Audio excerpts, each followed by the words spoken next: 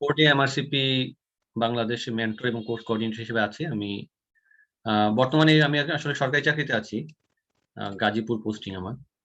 তো আর MRCP complete, আমি MD complete করেছি বিএসএমইউ থেকে। আর এমআরসিপি 2018 সালে আমি এমআরসিপি পাশ করি। এরপর থেকে মেইনলি আমি এই যে 4D এমআরসিপির সাথে জড়িত কোর্সটা আমরা শুরু করি। তো মেইনলি পেসেস, আমাদের কোচিংটা মেইনলি পেসেস কেন্দ্রিকই শুরু হয়েছিল। পরবর্তীতে আমরা পার্ট 1 কোচিং করাচ্ছি এখন। তো এখন আমাদের মেইন বৈশিষ্ট্য হচ্ছে পেসেস এর। আচ্ছা, পেসেস যারা একদম পেসেস এর নতুন, একদম যারা অনেকে আছে পাশ করে আসছে, তাদের জন্য মানে এটা ফুল ফর্ম হচ্ছে practical assessment of clinical examination skills. আচ্ছা, এখানে আমি কয়েকটা জিনিস খেয়াল করতে বলবো আপনাদের, মানে পরীক্ষার পেসেস এর মেইন থিম এখানে হচ্ছে স্কিলের। হ্যাঁ, এই জিনিসটা মনে রাখতে হবে, this is a skill based exam. হ্যাঁ, এটা কিন্তু নলেজ বেস না, যে অনেকে ভাবে যে অনেক বেশি পড়ে বই মুখস্থ করে গেলে সুবিধা করতে পারবেন না। হ্যাঁ, অনেকে আছে অনেক ভালো, কিন্তু ডেপথ অফ নলেজ অনেক বেশি, কিন্তু দেখা যায় তাদের স্কিল নাই। হ্যাঁ, তাহলে স্কিল ডেভেলপ, নলেজ ডেভেলপ করতে হলে আপনাকে অনেক পড়তে হয়। হ্যাঁ, বই পড়তে হয়। হ্যাঁ, নলেজ শেয়ার করতে হয়। বাট স্কিল ডেভেলপ করতে হলে কিন্তু প্র্যাকটিস করতে হয়। এটা হচ্ছে ইম্পর্টেন্ট। তো কাজে এটা মনে রাখতে হবে, এটা কিন্তু মুখস্থ বই নিয়ে সারাদিন আমি পড়ে কিন্তু আমি পেসেস পাস করতে পারবো না। পরীক্ষাটা কেমন? পেসেস আমরা মেইনলি বাংলাদেশীদের জন্য যদি বলি, এই পরীক্ষাটা মেইনলি একটা আমাদের অসপি বা অস্কি টাইপ পরীক্ষা। তো অসপি যেমন স্টেশন থাকে আমাদের, আমরা সবাই এমবিবিএস লেভেলে পরীক্ষা দিয়ে আসছি এবং অনেকে পোস্ট গ্রাজুয়েশন লেভেলে এখনো আছেন, অনেকে শেষ করেছেন। তো এই পরীক্ষাটা মেইনলি ওই অস্কি টাইপ পরীক্ষা। তো এটা মোটামুটি অর্ধেক দিন, হাফ ডে বলে এক্সামিনেশনটা। তো হসপিটালে হয় মেইনলি পরীক্ষা, মানে হসপিটালে হয় অথবা অনেক সময় ওদের কিছু সেন্টার থাকে, বিশেষ করে ইউকে তে ওদের আলাদা কিছু স্কিল সেন্টার থাকে। সেটাও ইন্ডিয়াতে না, ইন্ডিয়াতে মেইনলি হসপিটাল গুলোতেই হয়। সেটা অনেক সময় সরকারি হাসপাতাল হয়, ইভেন অ্যাপোলো, যেটা অ্যাপোলোতে প্রচুর পরীক্ষা হয়, মানে কর্পোরেট হাসপাতালগুলোতে পরীক্ষাগুলো নেয়। তো এখানে যেটা বললাম আমরা, ওরা কিন্তু দেখবেন সবকিছু কিন্তু স্কিলের উপরে, 7টা কিন্তু ওরা কোর স্কিল ওরা অ্যাসেস করে এবং এই 7টা কোর স্কিলে আপনাকে ইন্ডিভিজুয়ালি পাস করতে হবে। কাজে এই কোর স্কিল গুলো সম্পর্কে আপনাদের আইডিয়া থাকতে হবে পরীক্ষা দেওয়ার আগে। আচ্ছা, আর মেইনলি হচ্ছে যে আমাদের পেশেন্ট থাকবে কয়টা, তাহলে স্টেশন আমাদের যদি 5টা স্টেশন থাকে, কিন্তু পেশেন্ট থাকবে কিন্তু আমার 8টা, এটা মাথায় রাখতে হবে। তাহলে আমাকে ওই 8টা স্টেশন আমাকে ফেস করতে, 8টা পেশেন্টকে আমাকে ফেস করতে হবে, বাট স্টেশন 5টা। তো এই স্টেশন গুলো সম্পর্কে আমরা তাহলে একটু আইডিয়া নেই। এটা আমাদের মেইনলি এটা কিন্তু এমআরসিপি ওয়েবসাইটে আপনারা পাবেন এই ছবি। তো মেইন স্টেশন 1, তাহলে 5টা স্টেশন যদি থাকে 5 জন ক্যান্ডিডেট কিন্তু থাকবে। হ্যাঁ, এরকম দাঁড় করায় দিবে, 1 2 3 4 করে দাঁড় করায়। এখন কারো যদি স্টেশন 1 দিয়ে শুরু হয় তার শেষ হবে স্টেশন 5, বাট কারো যদি স্টেশন 5 দিয়ে শুরু হয় এবং সে কিন্তু, তার কিন্তু শেষ হবে স্টেশন 4 দিয়ে, মানে রাউন্ড দ্য ক্লক সেটা কিন্তু এটা চলবে। হ্যাঁ, আচ্ছা, এখন প্রত্যেকটা স্টেশনের মাঝখানে খেয়াল করবেন যে 5 মিনিট ইন্টারভ্যাল থাকে। হ্যাঁ, আপনাকে যখন ওখানে একটা টুল থাকবে, টুলের মধ্যে আপনাকে বসাই দিবে। যেমন ধরেন আপনি রেসপিরেটরি স্টেশন, আপনি স্টেশন 1 দিয়ে শুরু করলেন, স্টেশন শুরু হওয়ার আগে কিন্তু আপনার একটা 5 মিনিট একটা ইন্টারভ্যাল পাবেন। এখানে 5 মিনিট আপনি বসে থাকবেন। বিশেষ করে এই যে স্টেশন 1 রেসপিরেটরি এবং অ্যাবডোমিনাল, হ্যাঁ, এভাবে লেখা। তো এগুলো কিন্তু মেইনলি শর্ট কেস টাইপ। আমাদের দেশে যে আমরা পরীক্ষাগুলো দেই শর্ট কেস টাইপ। তো এই শর্ট কেস পেশেন্ট থাকবে, পেশেন্টকে এক্সামিনেশন করতে হবে আপনাকে। এক্সামিনেশন করে আপনাকে ফাইন্ডিংস গুলো বলতে হবে এবং তারপর আপনাকে কিন্তু ওরা ক্রস করবে। হ্যাঁ? তো এই স্টেশন ১০ মিনিট ১০ মিনিট করে। প্রত্যেকটা ৬ মিনিট আপনাকে এক্সামিনেশন করতে দিবে এবং ৪ মিনিট কিন্তু ওরা আপনাকে ক্রস করবে। হ্যাঁ?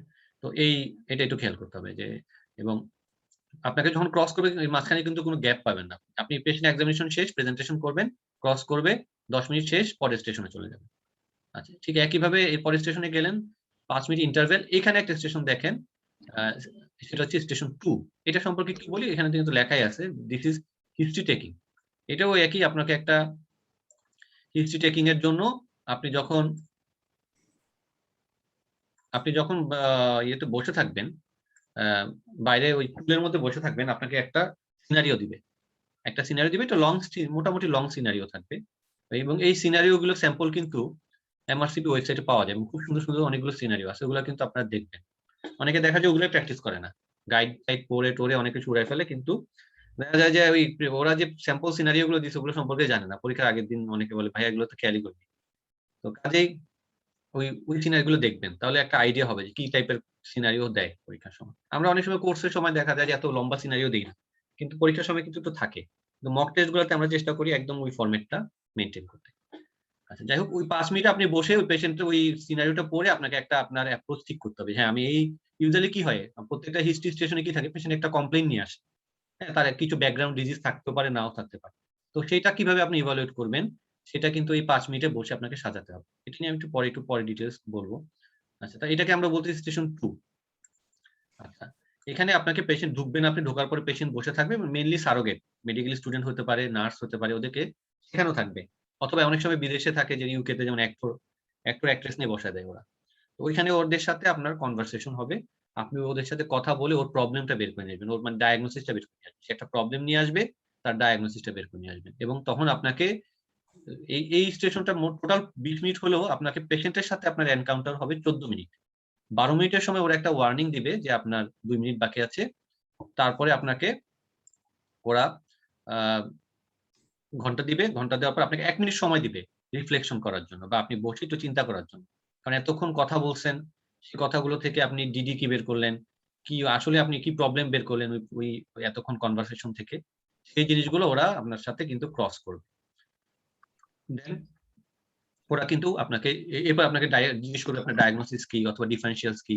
আপনি কি ইনভেস্টিগেশন করবেন, কি ম্যানেজমেন্ট করবেন এটা। এরকম স্টেশন 2 এর পর আবার স্টেশন ঘন্টা পড়ে যাওয়ার পর আপনি আবার ৫ মিনিট একটা বিরতি পাবেন। তখন স্টেশন 3 তে ঢুকবেন। 3 ও একই স্টেশন 1 এর মতোই কি থাকবে কার্ডিওভাস্কুলার, নিউরোলজিক্যাল। এখানেও শর্ট কেস থাকবে। ২ টা শর্ট কেস থাকবে ওই ১০ মিনিট, ১০ মিনিট। এখানে আর বলার কিছু নাই। আচ্ছা, এই ৫ মিনিট আপনি বসে কি করবেন? এই ৫ মিনিট বসে আপনি অনেকে যেটা করে যারা পরীক্ষা খারাপ করে তারা কি করে স্টেশন 2 তে কি ঝামেলা করছে সেগুলো নিয়ে একটু চিন্তা করে। তখন দেখা যায় যে এইখানে গিয়ে আরো এক্সামিনেশন প্যাটার্ন উল্টাপাল্টা করে ফেলে, ফাইন্ডিংস মিস করে। এই ৫ মিনিট আপনি যেটা করতে পারেন খুব কুল মাথায় বসে থাকতে পারেন। কার্ডিওভাস্কুলার সিস্টেম এক্সামিনেশনটা কিভাবে করবেন সেটা একটু আপনি চিন্তা করতে পারেন। হুম? আবার আ নিউরোলজিক্যাল এক্সামিনেশন কি প্যাটার্ন এ করবেন সেটা একটু মাথায় রাখতে পারেন। বসে এটা চিন্তা করতে পারেন। কিন্তু আগের স্টেশনের কথা যদি চিন্তা করতে থাকেন, তাহলে এখানে কিন্তু এখানে যেয়ে খারাপ করবেন। বাট আমরা তো মানুষ, কিছু করার নাই। অনেক সময় হয়ে যায় আসলে যে এই স্টেশনে কি ভুল করলাম সেটা কিন্তু এখানে বসে চিন্তা করার একটা টেনডেন্সি থাকেই। হ্যাঁ? আচ্ছা, তারপরে গেল হচ্ছে সেটাই। স্টেশন 3 গেল। তারপরে হচ্ছে station 4। This is kind of counselling station. যদি আমরা বাংলাদেশী কেউ যদি না জেনে থাকেন। মানে আপনাকে একটা সিনারিও দেওয়া থাকবে। ওই সিনারিও থেকে আপনি পেশেন্টের সাথে কনভারসেশন করবেন। এটা হইতে পারে ব্রেকিং ব্যাড নিউজ, এটা হইতে পারে প্রসিডিউর এক্সপ্লেনেশন। আরো কিছু কমপ্লিকেটেড সিনারিও দেয়, যেগুলো আপনার পেশেন্টের সাথে এনকাউন্টার করতে হয়। আজকে কোনটা থেকে? এটা ৩টা ২টা বাজছে। আচ্ছা। একটু মিউট করে নিয়ে ছবি তুলতে? না। আচ্ছা।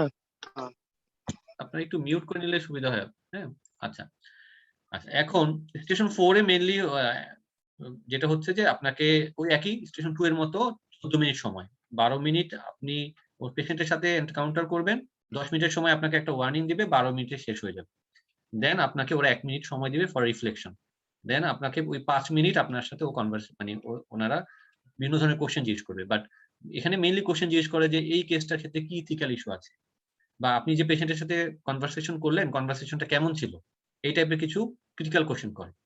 তো এখানেও ওরা আপনার মেইনলি ক্লিনিক্যাল কমিউনিকেশন, জাজমেন্ট এই স্কিল গুলো ওরা অ্যাসেস করে। কনসার্ন এড্রেস করেছেন কিনা পেশেন্টের। তো স্কিল গুলা নিয়ে আমি পরে আলোচনা করব। দেন স্টেশন 4 চলে গেল। দেন আবার ৫ মিনিট আপনার ব্রেক। এবার আসলেন স্টেশন 5। এটার আরেকটা নাম হচ্ছে ব্রিফ ক্লিনিক্যাল কনসালটেশন। এটা বিসিসি বলে। শর্ট ফর্ম হচ্ছে বিসিসি। আচ্ছা, এখন এইটা হচ্ছে সবচেয়ে চ্যালেঞ্জিং। হ্যাঁ? এটা হচ্ছে এখানে সবচেয়ে বেশি ম্যাচুরিটি শো করার ওয়ে আছে যে আপনি কতটা ম্যাচিউর। কারণ এখানে আপনাকে সবকিছুই করতে হবে। এই যে ৪ টা স্টেশনে আপনি যা করেছেন, সেটার একটা কম্বিনেশন করে আপনাকে এখানে, কারণ এখানে ২ টা সিনারিও দেওয়া থাকবে। অনেকটা মেইন এখানে মনে করবেন যে আপনি আউটডোরে বসে আছেন অথবা ইমার্জেন্সিতে বসে আছেন। একটা পেশেন্ট একটা কমপ্লেইন নিয়ে আসছে। আপনার এখানে টাইম নাই যে বসে অনেকক্ষণ হিস্ট্রি নিবেন ওয়ার্ডে বসে। এখানে আপনাকে ১০ মিনিটে বা ৮ মিনিটের মধ্যেই সমাধান দিতে হবে। ৮ মিনিটের মধ্যে পেশেন্টের সাথে কথা বলতে হবে, মানে হিস্ট্রি নিতে হবে, পেশেন্টকে এক্সামিন করতে হবে এবং পেশেন্টকে ফিডব্যাক দিতে হবে। তার আ ফিডব্যাক দিতে হবে। কাজেই এই স্টেশনটা খুবই ইম্পোর্টেন্ট এবং পাস ফেল এটার উপর নির্ভর করে। কারণ এখানে ২৮ করে ৫৬ মার্কস কিন্তু এই স্টেশনের মধ্যে। হ্যাঁ? পুরা এই যে আমরা ৫ টা স্টেশন পড়লাম এখানে টোটাল কিন্তু আমার মার্কস হচ্ছে 172। হুম? এখন আপনাকে পাস করতে হবে, পেতে হবে 130। পাস মার্কস কিন্তু খুব কম। হ্যাঁ? 170 আপনি যদি মোটামুটি একটা প্রিপারেশন নিয়ে যান, আপনি 130 ক্রস করতে পারবেন। মেক্সিমামই পারে। কিন্তু ফেল করে কি ইন্ডিভিজুয়াল স্কিলে ফেল করে সবাই। আচ্ছা। আর স্টেশন 5 এ যদি খারাপ করে কেউ সে তখন কিন্তু 130 তুলতে পারে। কারণ এখানে বিশাল একটা মার্কস। কাজেই স্টেশন 5 টা আপনি কেমন করলেন, কেমন প্রিপারেশন নিলেন সেটার উপর ডিপেন্ড করে আপনার পাস এবং ফেল। এবং স্টেশন 5 টা সম্পর্কে আরেকটু পরে একটু আমি উদাহরণ দিলে আপনারা বুঝতে পারবেন। এই হচ্ছে মোটামুটি আমাদের শেষ স্টেশন 5 শেষ, ২ টা কেস করা শেষ, ঘন্টা পড়ে গেল, শেষ। পরীক্ষা শেষ। ২ থেকে ২.৫ ঘন্টার মধ্যে পরীক্ষা শেষ। এই ২ থেকে ২.৫ ঘন্টার মধ্যে আপনার ভাগ্য নির্ধারণ হয়ে যাবে। এখন এই যে এটাই হচ্ছে পেসেস এর সবচেয়ে ভালো দিক এবং খারাপ দিক। ভালো করলে তো ছক্কা মেরে দিলেন। খারাপ করলে আবার ১ বছর ৬ মাস না ১ বছর বসে থাকবেন তার কোন ঠিক নাই। অনেকে ১ মার্কসের জন্য ফেল করে, অনেকে ২ মার্কসের জন্য ফেল করে। অনেকে ১৩৫, ৪০, ৫০ ও পাইছে টোটাল মার্কসে। কিন্তু দেখা গেছে একটা স্কিলে খারাপ করল। কাজেই দিস ইস ভেরি চ্যালেঞ্জিং, মানে খুবই চ্যালেঞ্জিং এক্সাম। এখন এটা যারা পরীক্ষা দিয়ে আসে তারা বুঝতে পারে যে কতটা আ যার জন্য টাফ তার জন্য টাফ, আবার যার জন্য ইজি তার জন্য খুব দেখা যায় খুব ইজি। আবার আমরা তো জানি যে ক্লিনিক্যাল কেস আসলে যারা আমরা পরীক্ষা দিয়েছি সবাই কম বেশি জানি যে ক্লিনিক্যাল কেস অনেক সময় লাকের উপর নির্ভর করে। কারো অনেক ভালো সহজ কেস পড়ে, অনেক ভালো টিচার পড়ে। হ্যাঁ? তবে ওদের এটা যেহেতু স্ট্রাকচারড একটা পরীক্ষা, মানে খুব বেশি এদিক ওদিক হয় না। আপনি যদি মোটামুটি ভালো প্রিপারেশন নেন এবং লাক মোটামুটি থাকে তাহলে কিন্তু আপনি পাস করে যাওয়ার সম্ভাবনাই বেশি। কাজেই প্রিপারেশনটা সেরকম হইতে হবে যে আপনার দিক থেকে কোনো উইকনেস রাখা যাবে না। আর কিছুটা এক্সাম ফ্যাক্টর তো কিছু থাকেই। সেই ফ্যাক্টরটা তো লাক। বাট আমাদের এরকম অনেক এক্সামিনী আছে যে খুব ভালো এক্সামিনী কিন্তু দেখা গেছে পাস করতে পারেনি। আবার অনেকে আছে যে না আমরা এক্সপেক্ট করি নাই সে পাস করে আসবে কিন্তু পাস করে আসছে। এরকম হয় বাট কম। কাজেই এই ৫ টা স্টেশনের যে মানে কারো কোনো এই বিষয়টা নিয়ে কারো কোনো কোয়েশ্চেন থাকলে একটু করতে পারেন। কারণ এটা হচ্ছে একদম বেসিক। মোটামুটি কেউ যদি বুঝতে না পারেন বা কারো যদি কোনো কোয়েরি থাকে যে এই পেসেস ক্যারোজাল নিয়ে। ভাইয়া প্রত্যেকটা স্টেশনের মার্কসটা একটু উল্লেখ করবেন প্লিজ। আচ্ছা, ওইটা আমি পরবর্তীতে আপনাদেরকে ওই যে আমি স্লাইড আছে তো আমি আলাদা করে একসাথে বলি নাই। যে যাতে আপনাদের মধ্যে এটা ক্লামজি না হয়। যেমন হচ্ছে যে এখানে প্রত্যেকটা স্টেশনের জন্য এখানে ২০, হ্যাঁ? যেমন এটা হচ্ছে ২০, এখানে ২০ মার্কস, এখানে 20, এখানে 20, এখানে 20, হ্যাঁ? আচ্ছা। এখানেও 20, এখানে 20, এইটার মধ্যে ১৬, হ্যাঁ? এই স্টেশনটার মধ্যে ১৬। আচ্ছা, এই ২ টার মধ্যে বলছিলাম যে ২৮ করে ২৮। এখন হিসাব করেন দেখবেন 172, ঠিক আছে? তো এরকম আরকি মার্কস থাকে প্রত্যেকটা স্টেশনের মধ্যে। অনেক সময় এই স্টেশন গুলাতে ২০ এ ২০ পাওয়া যায় সহজে। এই স্টেশন গুলাতে মার্কস তোলা খুব ইজি। যদি আপনি কেস ভালোমতো করতে পারেন, মোটামুটি আপনার প্রিপারেশন ভালো থাকে, আপনি কিন্তু খুব সহজেই মার্কস তোলা যায়। স্টেশন 5 এও 5 টা একটু অনেক সময় দেখা যায় টাইম কম তো অনেক কিছু ছুটে যায়। হঠাৎ করে ধরতে না পারলে তখন কিন্তু মানে আর মাথা কাজ করে না। কারণ ওইটাতে ইনস্ট্যান্ট আপনাকে ডিসিশন দিতে হয়। এই আরকি। এখানে কিছুটা লাক ফেভার করতে হয়। বাট যারা খুব ভালো, মানে আমাদের অবজারভেশন হচ্ছে যাদের বেসিক খুব ভালো, যাদের আগের মেডিসিনের নলেজ ভালো, তারা সহজে তারা অল্প প্রিপারেশন এ পাস করতে পারে। বাট যাদের একটু উইক, যাদের ক্লিনিক্যাল ওরিয়েন্টেশন একটু কম, তাদের একটু টাইম লাগে। কি রান্না করে? আচ্ছা। আচ্ছা, এবার আসেন হচ্ছে যে যেটা বললাম যে ওই সময়। ওইটা তো আমি মুখে বলে দিছি। এটা নিয়ে আমি আর ইয়ে করব না। তবে আপনাদেরকে একটু সবাইকে বলব যে দেখবেন যে পেসেস এ আমাদের যে এমআরসিপি যে ওয়েবসাইট ওখানে কিন্তু এক্সাম্পল সিনারিও আছে প্রচুর, হ্যাঁ? এই এক্সাম্পল সিনারিও গুলো একটু দেখবেন সবাই। ভাইয়া একটা কোয়েশ্চেন ছিল। হ্যাঁ। ভাইয়া ক্যারোসেলে কি কোনো চেঞ্জ এসেছে নাকি একই রকম থাকবে? না এখন মেইন হচ্ছে কি কোভিড এর কারণে ওরা কিছু মানে টোটাল ক্যারোজাল ওরা চেঞ্জ করে নাই। বাট এক্সামিনার বলতেছে যে দেখা যাবে যে অনেকে হতে পারে যে একই এক্সামিনার স্টেশন 1 এবং 1 এর ২ টা কেস নিল। আগে যেমন হচ্ছে যে ২ জন ছিল। ২ জন এক্সামিনার থাকতো। সেটা সে ২ জনই মার্ক করত। এখন ওরা যেটা বলছে যে অনেক সময় কোভিড এর কারণে যদি আসতে না পারে, হ্যাঁ? যদি আসতে না পারে, সেক্ষেত্রে একদম এক্সাম পোস্টপোন না করে ওরা যেটা করতে পারে সেটা হচ্ছে কেউ একজন একটা টেক্সট করছে। ও আচ্ছা। আরেকজন বলছে যে লং কেসে হ্যাঁ, সেটা নিয়ে একটু বলব। হ্যাঁ, ওরা যেটা কোভিড এর কারণে আমি যেটা দেখলাম ওরা বলছে যে এখন একজন এক্সামিনারকে ২ টা কেস আ করতে দিবে। ৯ জন এজন্য ৯ জন টোটাল ৯ জন এক্সামিনার দিয়ে পরীক্ষাটা ওরা করানোর চেষ্টা করবে সেটা বলছে। বাট ওভারঅল স্টেশন কোনো কমে নেই, স্টেশন আগের মতোই থাকবে। আচ্ছা, আরেকটা ইস্যু ছিল যে সেটা 2020 সাল থেকে নতুন একটা সিস্টেম হওয়ার কথা ছিল, তাই না? যে এই স্টেশন 5 টা সরে যে মানে অফ করে দিয়ে একটা লং কেস টাইপের 2টা লং কেস দেওয়ার কথা ছিল। ওই জিনিসটা এখন হচ্ছে না। কবে হবে সেটাও কিন্তু বলা নাই। হ্যাঁ? মনে হচ্ছে না এই আগামী বছর হবে। কারণ এটা আগে ওদের দেশে ওরা ইমপ্লিমেন্ট করবে। ওদের যেটা কথা ছিল ওদের দেশে 12 মাস ওরা ইমপ্লিমেন্ট করবে। ওদের কিছু সেন্টারে, কিছু সিলেক্টিভ সেন্টারে ওরা ইমপ্লিমেন্ট করবে। করার পর যদি এটাকে মনে করে যে না, this is effective way of evaluation, তখন ওরা কিন্তু ওয়ার্লড ওয়াইড এটা ছাড়বে। মানে ওই সিস্টেমটা। ওই সিস্টেমটা একদিকে ভালো, লং কেস সিস্টেম তো। আমার মনে হয় ওই সিস্টেম যারা আসলেই ভালো, আসলেই যারা মানে ওখানে লাকের ফেভারটা কম, লাক জিনিসটা কম থাকবে ওখানে। কারণ ওইখানে লং কেস তো, যে ভালো সে 20 মিনিটে মোটামুটি ওই সময় কিন্তু প্রত্যেকটা স্টেশন এরকম স্টেশন 5 এর জায়গায় প্রত্যেকটা স্টেশন 20 মিনিট করে দিবে। এরকম একটা কথা উঠছিল, সেটা 2019 সালেই। বাট সেটা আপাতত ওরা কোভিড এর কারণে ওই জিনিসটা আর আসছে না। কাজে আমরা আশা করতে পারি যে আগামী বছর যারা পরীক্ষা দিবেন মোটামুটি এই সিস্টেমই হবে। হুম? আমরা মেইনলি এইবার যেটা আপনাদেরকে যে ব্যাচটা আমরা টার্গেট করছি, মেইনলি হচ্ছে আমরা 2022 এর ১ম ডাইট সেটাকে টার্গেট করি। তার পরবর্তীতে যারা দিবেন তারাও করে রাখতে পারেন অবশ্যই। কারণ আমাদের মেইন কোর্সটা আমরা কমপ্যাক্ট রাখার চেষ্টা করতেছি ৪ মাসে। ৪ মাসের মধ্যে আমরা মানে মোটামুটি একটা ওভারঅল কোর্স শেষ করা। যেমন আগে যেমন ছিল যে আমাদের কন্টিনিউয়াস রাউন্ড দ্য ইয়ার চলতো। কেউ ৬ মাস করতো, কেউ ২ মাস করতো, কেউ ৮ মাস করতো। ঠিক নাই। এবার হচ্ছে আমরা একদম ৪ মাস কমপ্যাক্ট একটা, যাতে ৪ মাসে সিলেবাসটা শেষ হয়, সেটা আমরা একটা টার্গেট নিয়ে কাজ করব এবার। আচ্ছা, এটা হচ্ছে এতক্ষণ আমি কথা বললাম যেটা হচ্ছে যে ১২৫ মিনিটের পরীক্ষা। এই ১২৫ মিনিটে আপনার ভাগ্য নির্ধারণ হয়ে যাবে যে আপনি কি পাস করবেন নাকি ফেল। আচ্ছা, এবার স্কিল গুলার কথা বলি, হ্যাঁ? যে বললাম না ৭ টা স্কিল খুব ইম্পোর্টেন্ট। এই জিনিসগুলা কিন্তু অনেকে মনে করে যে খুব গুরুত্বপূর্ণ মনে করে না। কিন্তু বাট খুব ইম্পোর্টেন্ট। অনেকে দেখা যায়, বললাম না যে সব ওভারঅল মার্কস এ পাস করে, স্কিল গুলোতে ফেল করে। ফিজিক্যাল এক্সামিনেশন আমাদের অনেক ভালো একজন ক্যান্ডিডেট।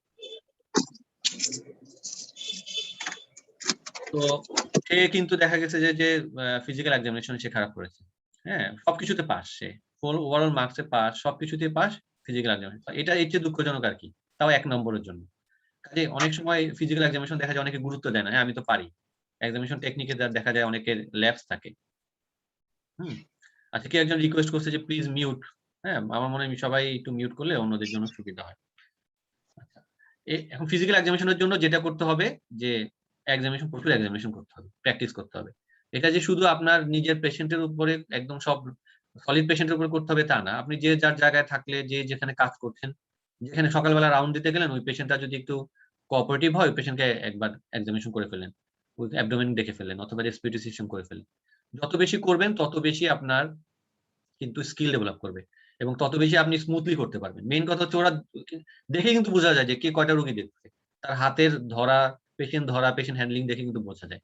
কাজেই আপনাকে এমনভাবে ওই স্কিল গুলো মানে এক্সামিনেশন স্কিলটা গ্যাদার করতে হবে যাতে আপনি দেখে বোঝা যায় যে না, আপনি অনেক পেশেন্ট হ্যান্ডেল করছেন। তখন কিন্তু ওরা বুঝবে যে this is A mature candidate. আপনার প্রতি ইমপ্রেশনটা কিন্তু চেঞ্জ হয়ে যাবে ওদের। আর যখন দেখবে যে আপনি পেশেন্ট নিয়ে টানা-হেঁচড়া করতেছেন, ঠিকমতো পেশেন্টকে হ্যান্ডেল করতে পারতেছেন, তখন কিন্তু আপনার মার্কস এমনিই ওভারঅল কমে যাবে। যদিও বা এটা খুব স্ট্রাকচারড এক্সাম, বাট আমরা তো মানুষ। আমাদের মধ্যে কিন্তু বায়াসনেস আসে। যখন দেখি যে না, এর তো হ্যান্ডলিং ভালো না, তখন দেখা যায় আপনার সব মার্কসই কিন্তু কমে আসে। কাজেই এই জিনিসটা একটু মাথায় রাখতে হবে। তো ফিজিক্যাল এক্সামিনেশনটা কিন্তু আগে অনেকে গুরুত্ব দেয় না। কিন্তু খারাপ করলে কিন্তু খুব ইউজুয়ালি ফেল করে না। ইউজুয়ালি কেউ ফেল করে না। কিন্তু আমি একজনকে পেয়েছিলাম যে সে ফেল করছে। কাজেই এই জিনিসটা একটু মাথায় রাখতে হবে। সাইন, হ্যাঁ, সাইন নিয়ে যেটা হয়, সাইন মানে হচ্ছে আপনি ওই জিনিসটা তার একটা প্লুরাল ইফিউশন আছে, এটা আপনি ইলিসিট করতে হবে। সাইন এ কিন্তু মোটামুটি ইন্ডিয়া পরীক্ষা দিলে এক ধরনের প্যাটার্ন হয় পেশেন্টদের, ইউকে প্যাটার্ন এ কিন্তু এক ধরনের। ইউকে তে কিন্তু সাইন কম থাকে। ইন্ডিয়াতে প্রচুর সাইন থাকে। কারণ আমাদের দেশের পেশেন্ট গুলা বা ইন্ডিয়া বা আমাদের দেশের পেশেন্ট গুলা কিন্তু অনেক পরে আসে ডাক্তারদের কাছে। তখন পেশেন্টের কমপ্লিকেশন হয়ে দেখা যায় এদিকে ক্রেস, এদিকে ইফিউশন, এই সেই, এদিকে ডেভিয়েশন, মাথা-টাথা খারাপ হয়ে যায়।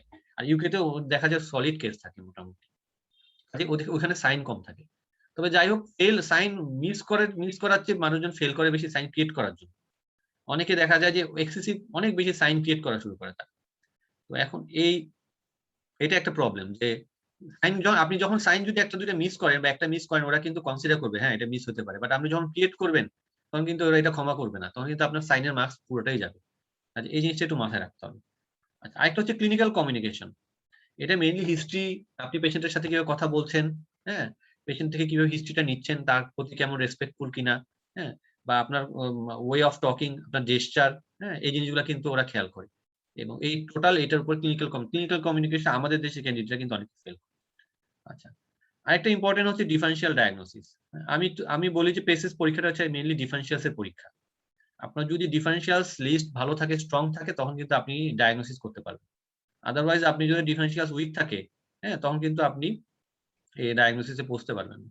তো কাজে ডিফারেনশিয়ালস নিয়ে আমরা আমাদের কোর্সের মধ্যে আমরা ডিফারেনশিয়ালস কিভাবে তৈরি করবেন, কোন সিম্পটম কিভাবে কি ডিফারেনশিয়ালস বলবেন, এটা নিয়ে একটু পরবর্তীতে আমি আরেকটু বলবো। আচ্ছা, আরেকটা হচ্ছে ক্লিনিক্যাল জাজমেন্ট। ক্লিনিক্যাল জাজমেন্টের মধ্যে যেটা হচ্ছে যে মেইনলি হচ্ছে ওরা দেখে যে আপনার ইনভেস্টিগেশন প্যাটার্ন, ইনভেস্টিগেশন আপনি ঠিকমতো বলতে পারছেন কিনা, অ্যাপ্রোপ্রিয়েট ম্যানেজমেন্ট বলতে পারছেন কিনা, বিশেষ করে স্পেসিফিক ম্যানেজমেন্ট।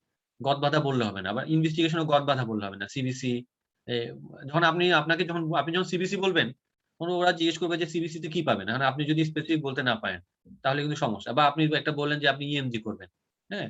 ধরেন মায়োটনিক ডিস্ট্রফিতে। ইএমজি তে কি পাবেন? আপনি যখন ওই ডাইভ বোম্বার ইফেক্ট যদি বলতে না পারেন, দেন কিন্তু আপনাকে ওরা ওই জাজমেন্টে মার্কস কম দিবে। অনেকেই কিন্তু জাজমেন্টে ফেল করে। তো কাজেই এগুলো হচ্ছে একদম চোরাবালির মতো। যেকোনো যে সময় আপনি এখানে মানে যেকোনো একটার মধ্যে গেড়ে যেতে পারেন।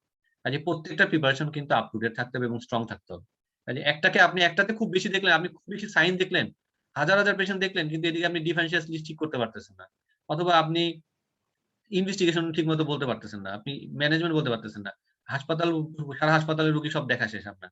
তাহলে কিন্তু পাস করতে পারবেন না। এরকম অনেক ক্যান্ডিডেট আছে যে সব সারাদিন রোগীই দেখে। কিন্তু ভিতরে কিন্তু দেখা যায় যে ওই জাজমেন্ট এ উইকনেস থেকে যায়। এই জিনিসগুলো কিন্তু সাজাইতে হবে। তো আমাদের প্ল্যান হচ্ছে এবার এই জিনিসগুলো যাতে, কারণ আমাদের এর আগে আমরা অনেক ভালো ক্যান্ডিডেট নিয়ে এটা সাফার করছি। দেখা যাচ্ছে আমরা প্রচুর কেস-টেস দেখছে। পেশেন্ট তো খুব ভালো হ্যান্ডলিং করে। সে খুবই সাইন গুলো খুঁজে বের করতে পারতেছে। এক্সামিনেশন খুব সুন্দর। কিন্তু দেখা যাচ্ছে যে জাজমেন্ট এ গিয়ে ফেল করে আসছে। তখন এর চেয়ে দুঃখজনক আর কি হতে পারে? তো এই জিনিসগুলো যাতে মানে আপনাকে এমনভাবে প্রিপারেশন নিতে হবে যাতে কোনো খুঁত না থাকে এবং একবার পরীক্ষা দিয়ে যাতে একবারই পাস করা যায়। তো এই জিনিসটা একটু মাথায় রাখতে হবে। আচ্ছা। এইটা আরেকটা যেটা কনসার্ন। এই কনসার্ন এ অনেক বেশি ফেল করে। কারণ কি?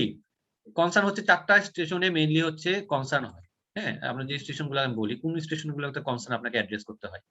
একটা হচ্ছে স্টেশন 5 এর ২ টা, আর station 4 R station 2।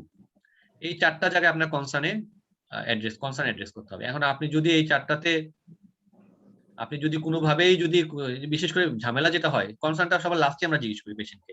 What is your concern? Concern বলতে বোঝাচ্ছে পেশেন্টকে যে পেশেন্টের কি কোয়ারি? আপনার কাছে যে সে আসলো, তার প্রবলেমটা কি? তার কোয়ারিটা কি?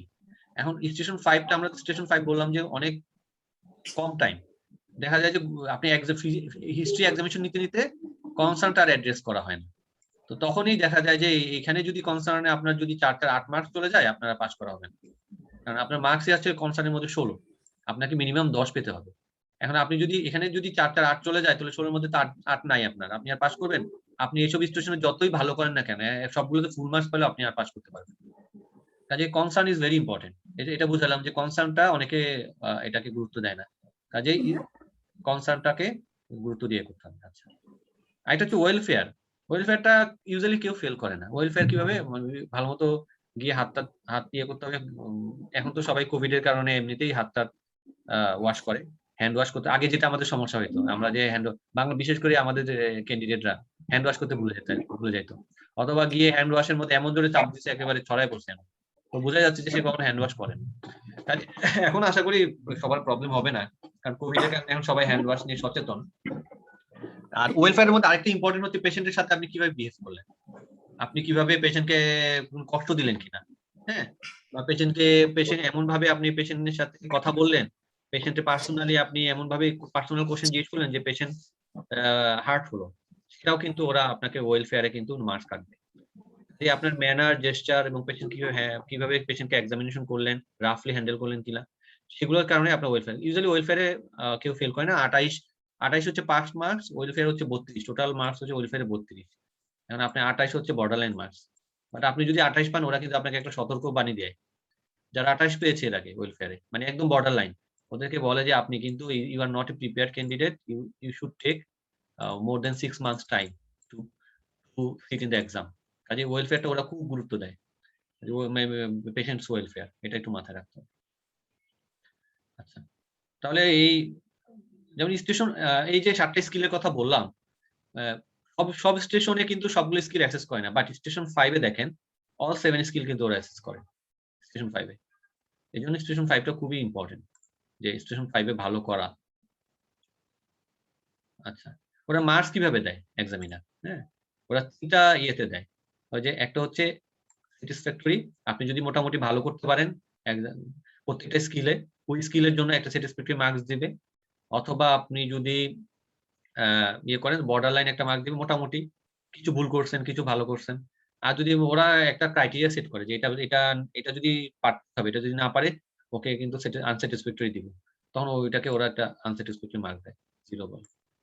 এই হচ্ছে মার্কিং স্কিম। আমি আপনাদেরকে ওদের যে এক্সামিনেশন যে শিটটা সেটা আমি একটু দেখাবো বেসিস, তাহলে কিছুটা আইডিয়া হবে। আচ্ছা, স্টেশন 1-3 সম্পর্কে আমি তো বললাম, এখানে আরো ডিটেইলস কিছু কথা আছে। এটা আপনারা মেইনলি এটা এমআরসিপিএস ওয়েবসাইট থেকে আমি নেওয়া।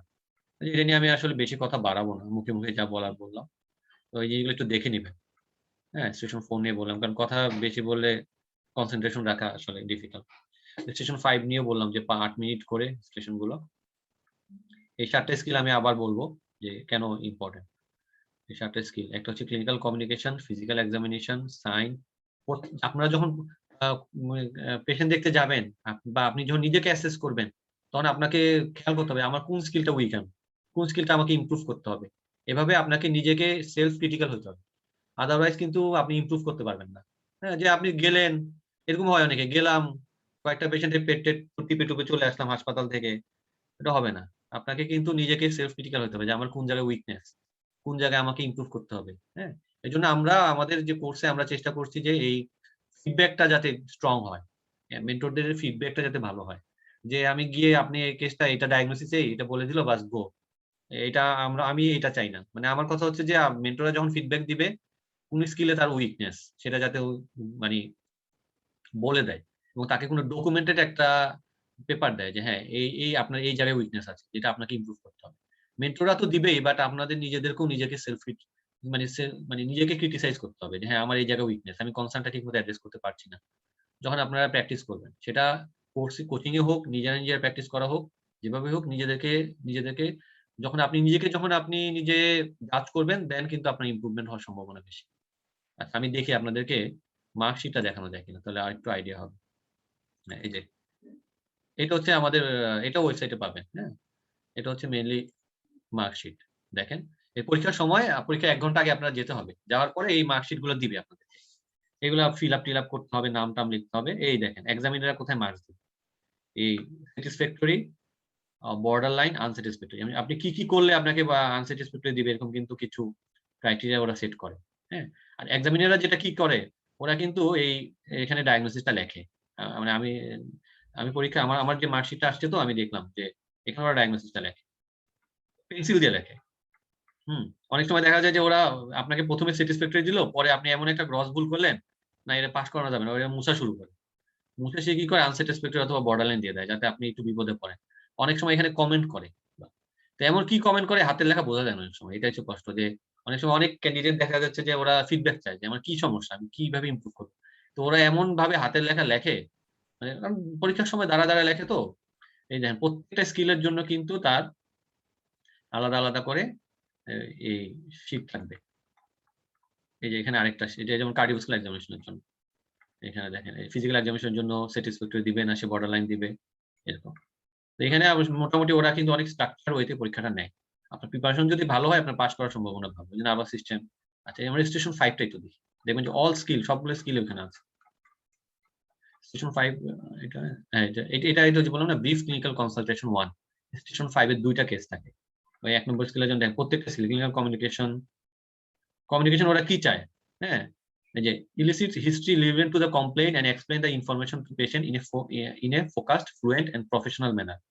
মানে আপনি কিভাবে সুন্দর করে একদম ফোকাসড ওয়েতে, ফ্লুয়েন্ট ওয়েতে পেশেন্টের সাথে যে আপনি ডিল করলেন, তখন আপনি যদি করতে পারেন, হিস্ট্রিটা নিতে পারেন, পেশেন্টকে সুন্দর করে ফিডব্যাক দিতে পারেন, দেন আপনি কিন্তু এখানে আপনি স্যাটিসফ্যাক্টরি মার্কস পাবেন। আদারওয়াইজ আপনি যদি ইম্পর্টেন্ট হিস্ট্রি মিস করেন, দেন কিন্তু আপনাকে অনেক ইম্পর্টেন্ট হিস্ট্রি মিস করলেন, তখন কিন্তু আপনি এখানে আনস্যাটিসফ্যাক্টরি পেতে পারেন। অনেকে এসে বলে, ভাই আমি তো অনেক ভালো পরীক্ষা দিয়েছি, কিন্তু কি করলাম, দেখা যায় যে অনেক ইম্পর্টেন্ট হিস্ট্রি নেয় এসে।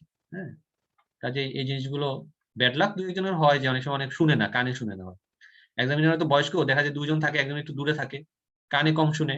এজন্য একটু একটু মোর দেন আপনি নর্মাল যে টোনে কথা বলেন লাউড টোনে বলা বেটার পরীক্ষার সময়, যাতে ওরা মিস না করে।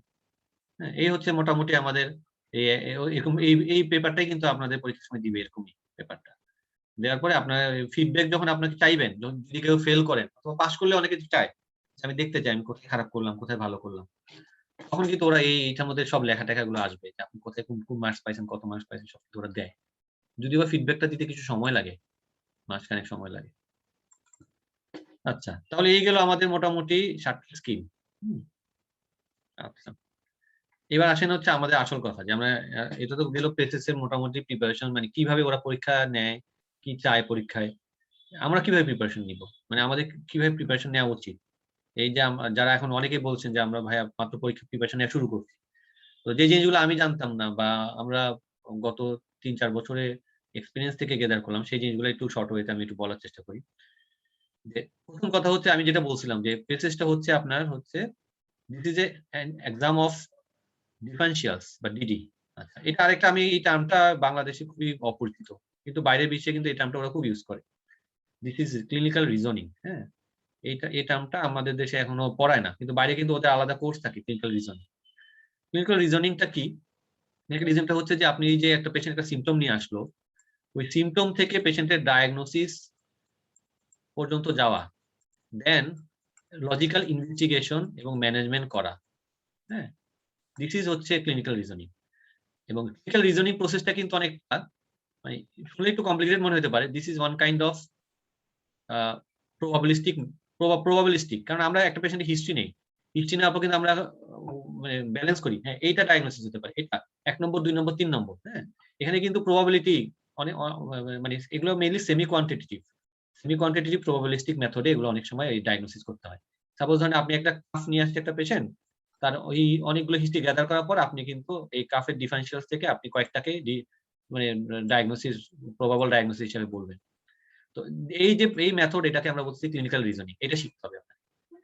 মানুষের শরীরে যত সিম্পটম আছে এবং সাইন আছে, এরকম প্রত্যেকটা সিস্টেম যদি আপনি ভাগ করেন, 80 থেকে 100টা মোটামুটি কমন, 80 to 100। হ্যাঁ, এই 80 থেকে 100টা কমন সিম্পটম কিন্তু মানুষের শরীরে। এখন আপনি যদি 80 থেকে 100টা সিম্পটম মোটামুটি আয়ত্ত করতে পারেন, যে এই সিম্পটমটা কাশি নিয়ে আসলে, কাফ নিয়ে আসলে আমি এই কোশ্চেন করব, আমার এই ডিফারেন্সিয়ালস, আমি এই এক্সামিনেশন করব, আমার এই ইনভেস্টিগেশন করলে আমি এই ডায়াগনোসিস বলতে পারবো, দেন আপনি কিন্তু ক্লিনিক্যাল রিজনিং এর মাস্টার। তখন আপনি পরীক্ষায় কিন্তু ফ্লুয়েন্ট হতে পারবেন। আলটিমেটলি আমরা সারা জীবন কিন্তু এটাই শিখি। এই যে আমরা সবাই ডাক্তারি করি, আলটিমেটলি কিন্তু এই ক্লিনিক্যাল রিজনিংটাই শিখি। নামটা খালি হয়তো আমি বলতেছি মানে একটু ফ্যান্সি নেম, বাট আদারওয়াইজ কিন্তু this is the same thing, যে আপনাকে পেশেন্টের কাছ থেকে পেশেন্ট যে সিম্পটম অথবা সাইন নিয়ে আসবে, সেটা থেকে আমাকে ডায়াগনোসিস রিচ করা। তো কাজে আমাকে কোন সিম্পটমের, পরীক্ষার সময় পেশেন্ট আসবে আমার বুক ব্যথা নিয়ে, চেস্ট পেইন নিয়ে আসবে, পেশেন্ট এসে বলবে, দেন আপনাকে কিন্তু ক্লিনিক্যাল রিজনিং করে ডায়াগনোসিস বলতে হবে। পেশেন্ট আসতে পারে হেপাটোস্প্লিনোমেগালি নিয়ে, এক্সটেশন ধরেন 1 এ, দেন আপনাকে ডায়াগনোসিসে বসতে হবে কি ক্লিনিক্যাল রিজনিং করে, হ্যাঁ কি কি ডিডি হতে পারে। আচ্ছা, একটা অ্যাবনরমাল ল্যাব রিপোর্ট নিয়ে কিন্তু পরীক্ষা আসে, যেমন একবার পরীক্ষা আসছে প্রোলাকটিন, রেইজ প্রোলাকটিন, আর কিছু নাই, পেশেন্ট প্রোলাকটিন লেভেল মাপছে, সে একটা রেইজ প্রোলাকটিন পাইলো, এটা নিয়ে হাজির হয়েছে। এখন এক ক্যান্ডিডেট, ভাইয়া আমি তো এত কিছু পড়ে গেলাম প্রোলাকটিন, বা অনেকের সময় কি আসতে পারে, আইতে পারে হাইপোনেট্রিমিয়া, সোডিয়াম কম, এরকম নিয়ে আসতে পারে। কাজে আপনার এই যে প্রত্যেকটা জিনিসের একটা আপনার স্ট্রাকচার ওয়েতে আপনার অ্যাপ্রোচটা জানতে হবে। দিস ইজ, আমি বলতেছি যে ক্লিনিক্যাল রিজনিং। জাস্ট মিনিট, আমার একটা ফোন আছে। জি ভাই, শোনা যাচ্ছে। আচ্ছা, ওকে, থ্যাংক ইউ। আচ্ছা, এটা গেল হচ্ছে আমাদের প্রথম কাজ, যে আমাকে এই জন্য সবাইকে যেটা করতে হবে, যে প্রত্যেকটা সিম্পটমের জন্য একটা ডিফারেন্সিয়ালস লিস্ট তৈরি করতে হবে নিজের, যেটা নিজের কাছে থাকবে। এবং এটা তো প্রথমে একটা খাতায় রাখবেন, খাতায় রাখতে রাখতে একসময় মাথায় আসবে। হ্যাঁ, আলটিমেটলি মাথায় রাখতে হবে, কারণ সেশন 5 এর মধ্যে যখন আপনাকে একটা সিম্পটম পেশেন্ট বলবে, সাথে সাথে আপনার ডিফারেন্সিয়ালস মাথায় ক্যাচ করতে হবে। ওই পরিমাণ স্কিল আপনার যখন হবে, তখন আপনি মনে করবেন যে আপনি ম্যাচিউর হয়েছেন, যে হ্যাঁ আমাকে একটা সিম্পটম বলার পর আমাকে সব মোটামুটি কমন ডিফারেন্সিয়ালস গুলো আমার মাথায় কাজ করতেছে। আচ্ছা, এটা একটা। এবার আসেন হচ্ছে যে ইমপ্রুভমেন্ট ক্লিনিক্যাল এক্সামিনেশন স্কিল, এটা প্র্যাকটিস, এটা প্র্যাকটিসের ছাড়া উপায় নেই, এটা বারবার প্র্যাকটিস করতে হবে। এখানে একটা যেটা সমস্যা হয়, মানে সমস্যা যেটা হয়, এটা হচ্ছে যে ইংলিশে ইয়ে করা, কমান্ড দেওয়া। এখন এই কমান্ড দিতে গিয়ে অনেকে আগে কমান্ড বলতে বলতে দেখা যায় যে আমি এর পরের স্টেপ কি ভুলে গেলাম, পরের স্টেপ মনে করতে করতে সাইন হারাই ফেললাম। কাজে আপনাকে যেটা করতে হবে আগেই একটা ইংলিশে, যারা ইংলিশে আমার মতো দুর্বল তারা আগে থেকে একটু মুখস্থ করে ফেলবে। হ্যাঁ, মুখস্থ করে কমান্ড দিতে থাকবে ওয়েবসাইটে গিয়ে। আর যত বেশি প্র্যাকটিস করবেন আপনার দেখবেন এটাই মানে ইয়ে হয়ে যাবে, মানে এটা সেকেন্ড নেচার হয়ে যাবে আপনার। কাজেই এটা এক্সামিনেশন রেগুলার প্র্যাকটিস করবেন। আচ্ছা, স্পেসিফিক ইনভেস্টিগেশন ম্যানেজমেন্টটা আমাদের আপনাকে প্রিপেয়ার করতে হবে একটা স্পেসিফিক কেসের জন্য, কমন কেসের জন্য। যেমন আপনাকে জানতে হবে যে মোটর নিউরন ডিজিজে কি ইনভেস্টিগেশন করবেন, কি ম্যানেজমেন্ট দিবেন। হ্যাঁ, দু একটা ড্রাগ ম্যানেজমেন্ট মানে হচ্ছে একদম ডিটেইলসে একদম জানতে হবে সেরকম কিছু না। হ্যাঁ, ডিটেইলসে যে জানতে হবে সেরকম কিছু না। ম্যানেজমেন্ট বলতে হচ্ছে যে আপনাকে স্পেসিফিক কি মেডিসিন দিচ্ছে, কি সার্জারি করতে হবে, এরকম দু একটা। যেমন আপনার ধরেন থাইরোটক্সিকোসিস আসলো, আপনি দেখা গেল যে গ্রেভস এর ম্যানেজমেন্ট কি, মেডিকেল ম্যানেজমেন্ট আছে, সার্জিক্যাল ম্যানেজমেন্ট, রেডিয়েটিং থাকা। এই যে অপশন গুলো বলা, হ্যাঁ, এবং ড্রাগের মধ্যে দু একটা ড্রাগের side effect, common side effect যেগুলো খুব ইম্পর্টেন্ট সেগুলো বলা, সেগুলো ইম্পর্টেন্ট। কাজে ওই জিনিসগুলো সাজানো থাকতে হবে। এবং আমাদের প্ল্যান হচ্ছে যে এই জিনিসগুলো যাতে আপনারা এবার সাজানো থাকে সেটা করা।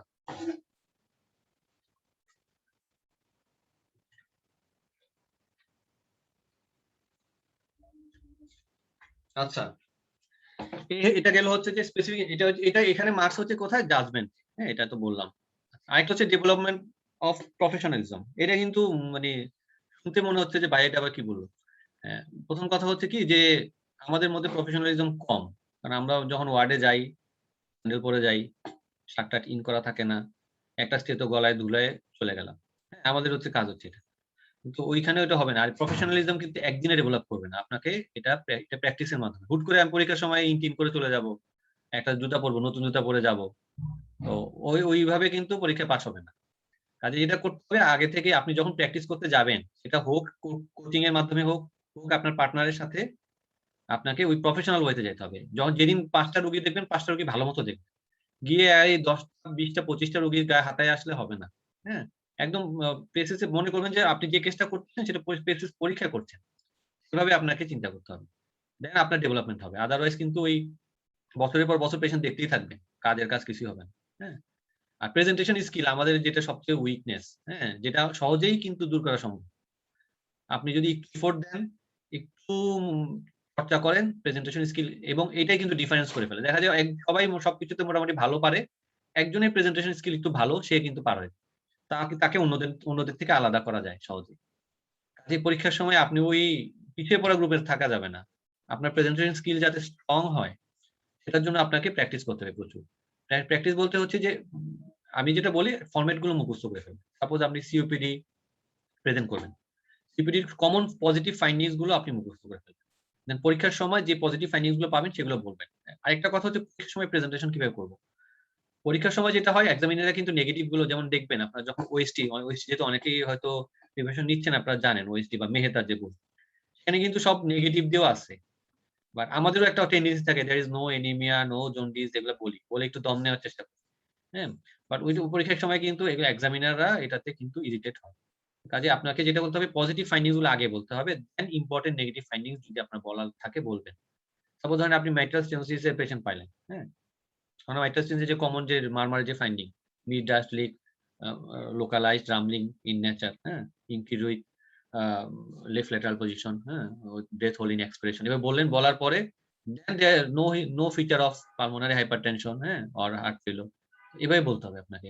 আদারওয়াইজ আগে যদি আপনি বলেন এই no this, no anaemia, no jaundice, তাহলে কিন্তু আপনার ওরা বুঝে ফেলবে যে এই ভালো ক্যান্ডিডেট না। কাজে ওরা সবসময় বলতে থাকে যে please tell the positive findings, ওদের কথা একটাই।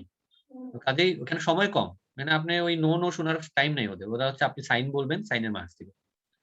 কাজে এই জিনিসটা কিন্তু ডেভেলপ করতে হবে। এটাতে অনেকে অনেক উইক, এটাতে কিন্তু আপনি যদি একটু টাইম দেন এটাতে অনেক ইমপ্রুভমেন্ট সম্ভব। কিন্তু আমরা টাইম দেই না, আমরা মনে করি যে হাসপাতালে গিয়ে আমাকে রোগী দেখতে হবে, এটাই হচ্ছে আমার 1 নম্বর কাজ। কিন্তু ওগুলো ছাড়াও কিন্তু অনেক দিকে ইমপ্রুভমেন্ট করা পসিবল। এইগুলো একটু কমন কিছু ওয়ে অফ ইমপ্রুভিং ইউরসেলফ। তো এই জিনিসটা আমি একটু শেয়ার করলাম। তো আরো এছাড়াও যেমন এবার আসেন হচ্ছে যে এছাড়া আরো কিছু টিপস আছে যেগুলো পরবর্তীতে আমরা হয়তো যখন আমরা কোর্স শুরু হবে তখন আরো ডিটেইলস কিছু টিপস আছে, কিন্তু ওগুলো ছাড়া এগুলো হচ্ছে কমন। হ্যাঁ, এই জিনিসগুলো একদম ওভারঅল গ্রস সবাই এই জিনিসগুলো অনেকে মিস করে। তো এই জিনিসগুলো নিয়ে এই জন্য আলোচনা করলাম। এবার স্টেশন 1 and 3 যেমন ওই যে প্রেজেন্টেশন স্কিলের কথা বললাম। এটা আমি একটা উদাহরণ দিই। Examination of the respiratory system of the gentleman reveals he is comfortable at rest. হ্যাঁ? সে যদি কুচিংয়েড হয় সেটা আপনি ওটা বলতে পারেন। রেসপিরেটরি রেট ইজ এত breath per minute. He has clubbing মানে পজিটিভ ফাইন্ডিং গুলো chest expand bilaterally symmetrically reduce percussion or dull in both lung base. যদি প্রেজেন্ট থাকে তাহলে বলবেন। অনেক সময় দেখা যায় যে সিপিটি তে এমনি গড়ে আইএলডি তে অনেক সময় গড়ে বলে ফেলি। গড়ে বললে হবে না। আপনি যদি মনে হয় যে না তার ডাল বেসটা ডাল দেন আপনি বলবেন।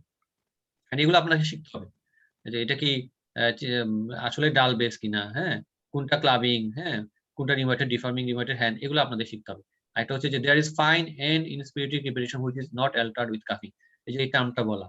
এটা আসলে কি ফাইন এন্ড ইনস্পিরেটিভ রিপিটিশনটা কি এগুলো শিখতে হবে বেসিক্যালি। আর এইবার দেখেন লাস্টে দিয়ে আমি বলতেছি no features of pulmonary hypertension and respiratory failure. কাজে আগে পজিটিভ এটা হচ্ছে this is the ideal way of presentation. এই জিনিসগুলো এইভাবে আপনাকে সাজাতে হবে। তো আমরা চেষ্টা করব যে এইভাবে প্রত্যেকটা ইম্পর্টেন্ট কেসগুলো যাতে সাজানো থাকে। কেস শেষ দেন আপনাকে এরকম ইনভেস্টিগেশন দিবে। ইনভেস্টিগেশনের মধ্যে চেস্ট এক্স-রে তে ইনভেস্টিগেশনের মধ্যে অবশ্যই স্পেসিফিক ইনভেস্টিগেশন দিয়ে আগে শুরু করবেন।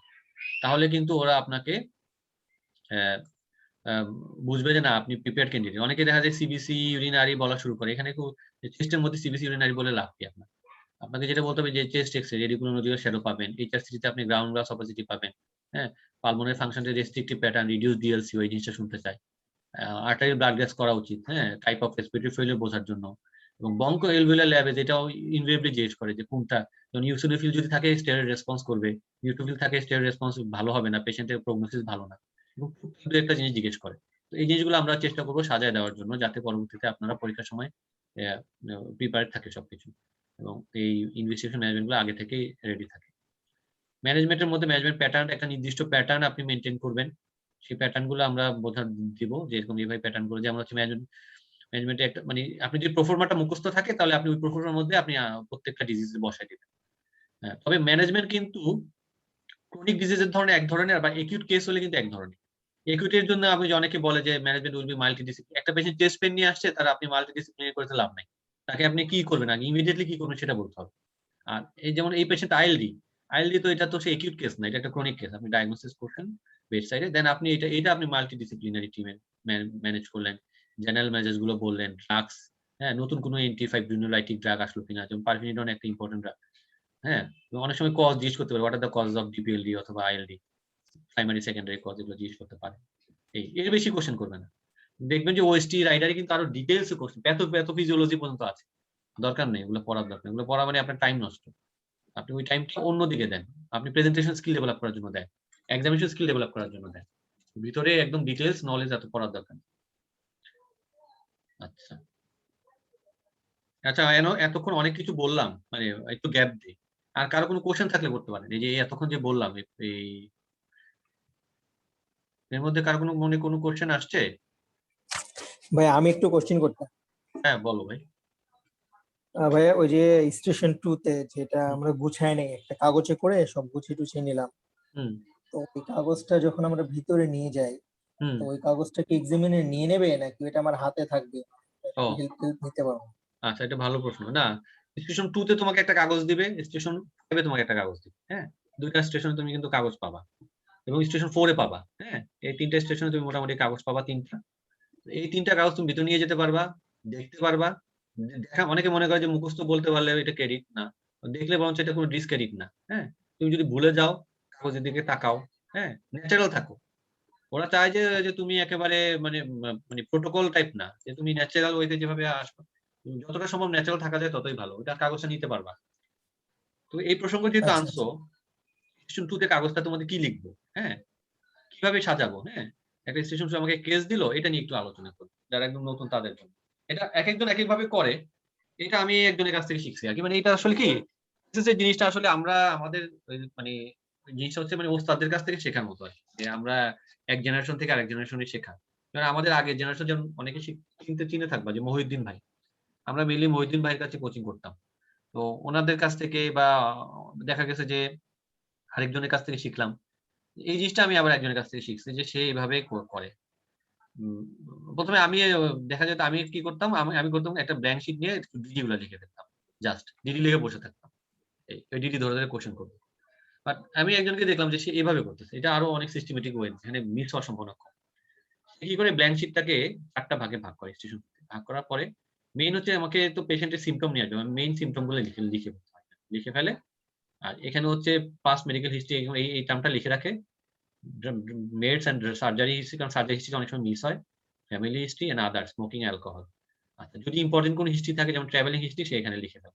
হ্যাঁ, আমিও পরবর্তীতে এইভাবেই করি, এই 4টা ভাগ করে। এরপর হচ্ছে ডিফারেন্সিয়াস লিস্ট একটা লিখে ফেলি, লিখে এখানে ডিফারেন্সিয়াস, আর একটা হচ্ছে যে প্রবলেম লিস্ট। হ্যাঁ, প্রবলেম লিস্টটা নিয়ে আমি একটু পরে বলবো। এই নম্বর ঘরটা হচ্ছে কনসার্ন। কনসার্নটা এত ইম্পর্টেন্ট যে এটার জন্য পুরো একটা 4টা ভাগের মধ্যে একটা ভাগ রাখা হয়েছে, কারণ কনসার্নটা আমরা ভুলে যাই, জিজ্ঞেস করতে ভুলে যাই, টাইম করতে পারি না, এজন্য এভাবে। তো কাজেই এই প্রথমে এই সিম্পটমটা যখন আমি লিখতাম, সাপোজ ধরো কাফ, হ্যাঁ, একটা পেশেন্টের কাফ নিয়ে আসছে, এখানে আমি ডিটি গুলা লিখে ফেললাম, সাজাই ফেললাম। তারপরে কাফ নিয়ে আমি হিস্ট্রি শুরু করলাম।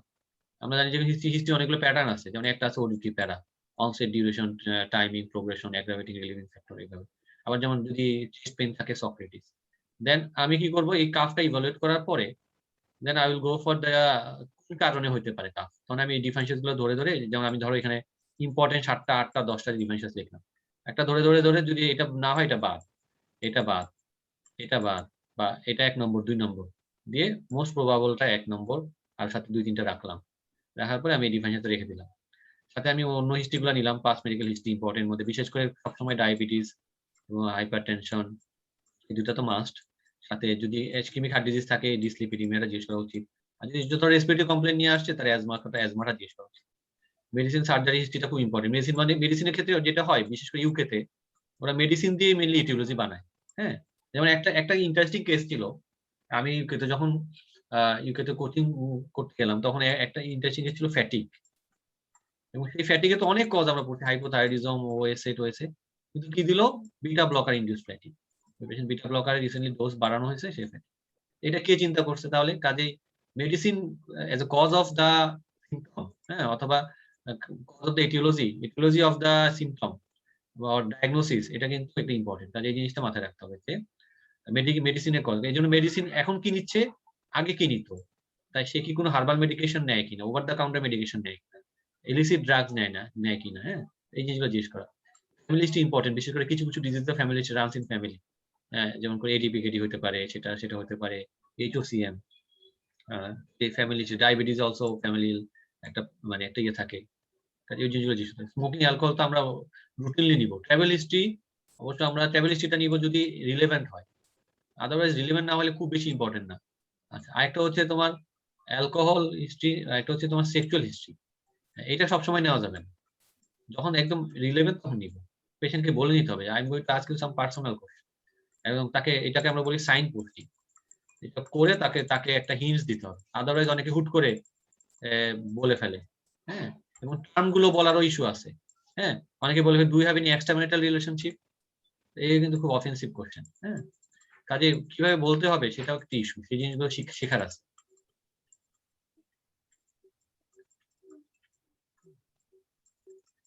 আচ্ছা, তো এটা একটা ওয়ে। আচ্ছা, এখানে প্রবলেম লিস্টটা কি?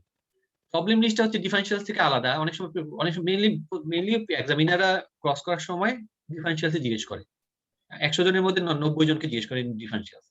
বাট ওরা যদি একটু পচা এক্সামিনার হয়, সে কিন্তু জিজ্ঞেস করতে পারে যে what is the problem list in this patient. তখন কিন্তু অনেকে ঘাবড়া যায়। আবার ডিফারেন্সিয়াল সাজাইলাম, প্রবলেম লিস্ট আবার কি পেলাম?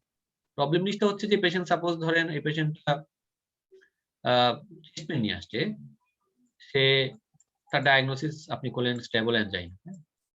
হ্যাঁ, আচ্ছা, কিন্তু তার প্রবলেম হতে পারে হি ইজ এ স্মোকার। হ্যাঁ, অথবা তার বাসায় তার সাথে কেউ নেই, সে একা বাস করে। হ্যাঁ, তো সেটা একটা তার প্রবলেম হতে পারে। সে অ্যালকোহলিক, অথবা সে আইভি ড্রাগ অ্যাবিউজার।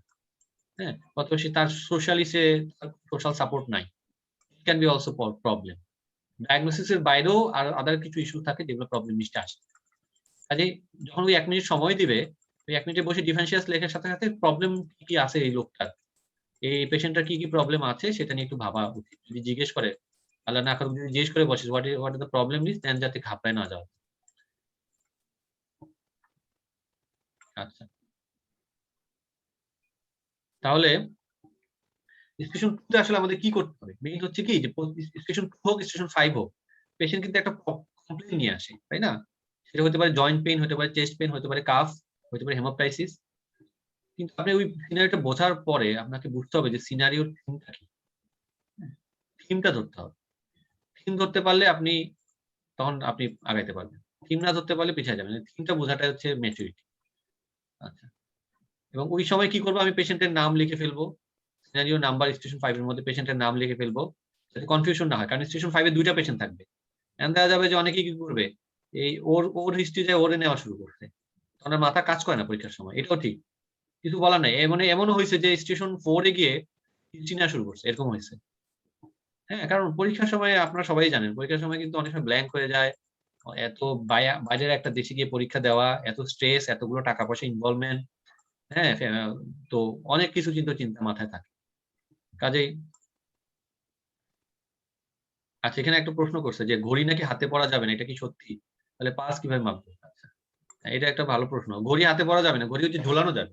হ্যাঁ, ওই যে প্রিন্টার এখান থেকে ওই এর সাথে ঝোলানো যায়। সেটা হচ্ছে যে ওই বেল্টের সাথে ঝোলালে ওইটা হাতে নিয়ে তো দেখতে হয় আর কি। আচ্ছা, তাহলে ওই ওই বাইরে বসে বসে আমি কি করব? থিমটা বোঝার চেষ্টা করব, সিনারিও নাম্বার দিব, সিম্পটম গুলোর মধ্যে আমি সিম্পটমটাকে আমি আইডেন্টিফাই করব যে কি সিম্পটম।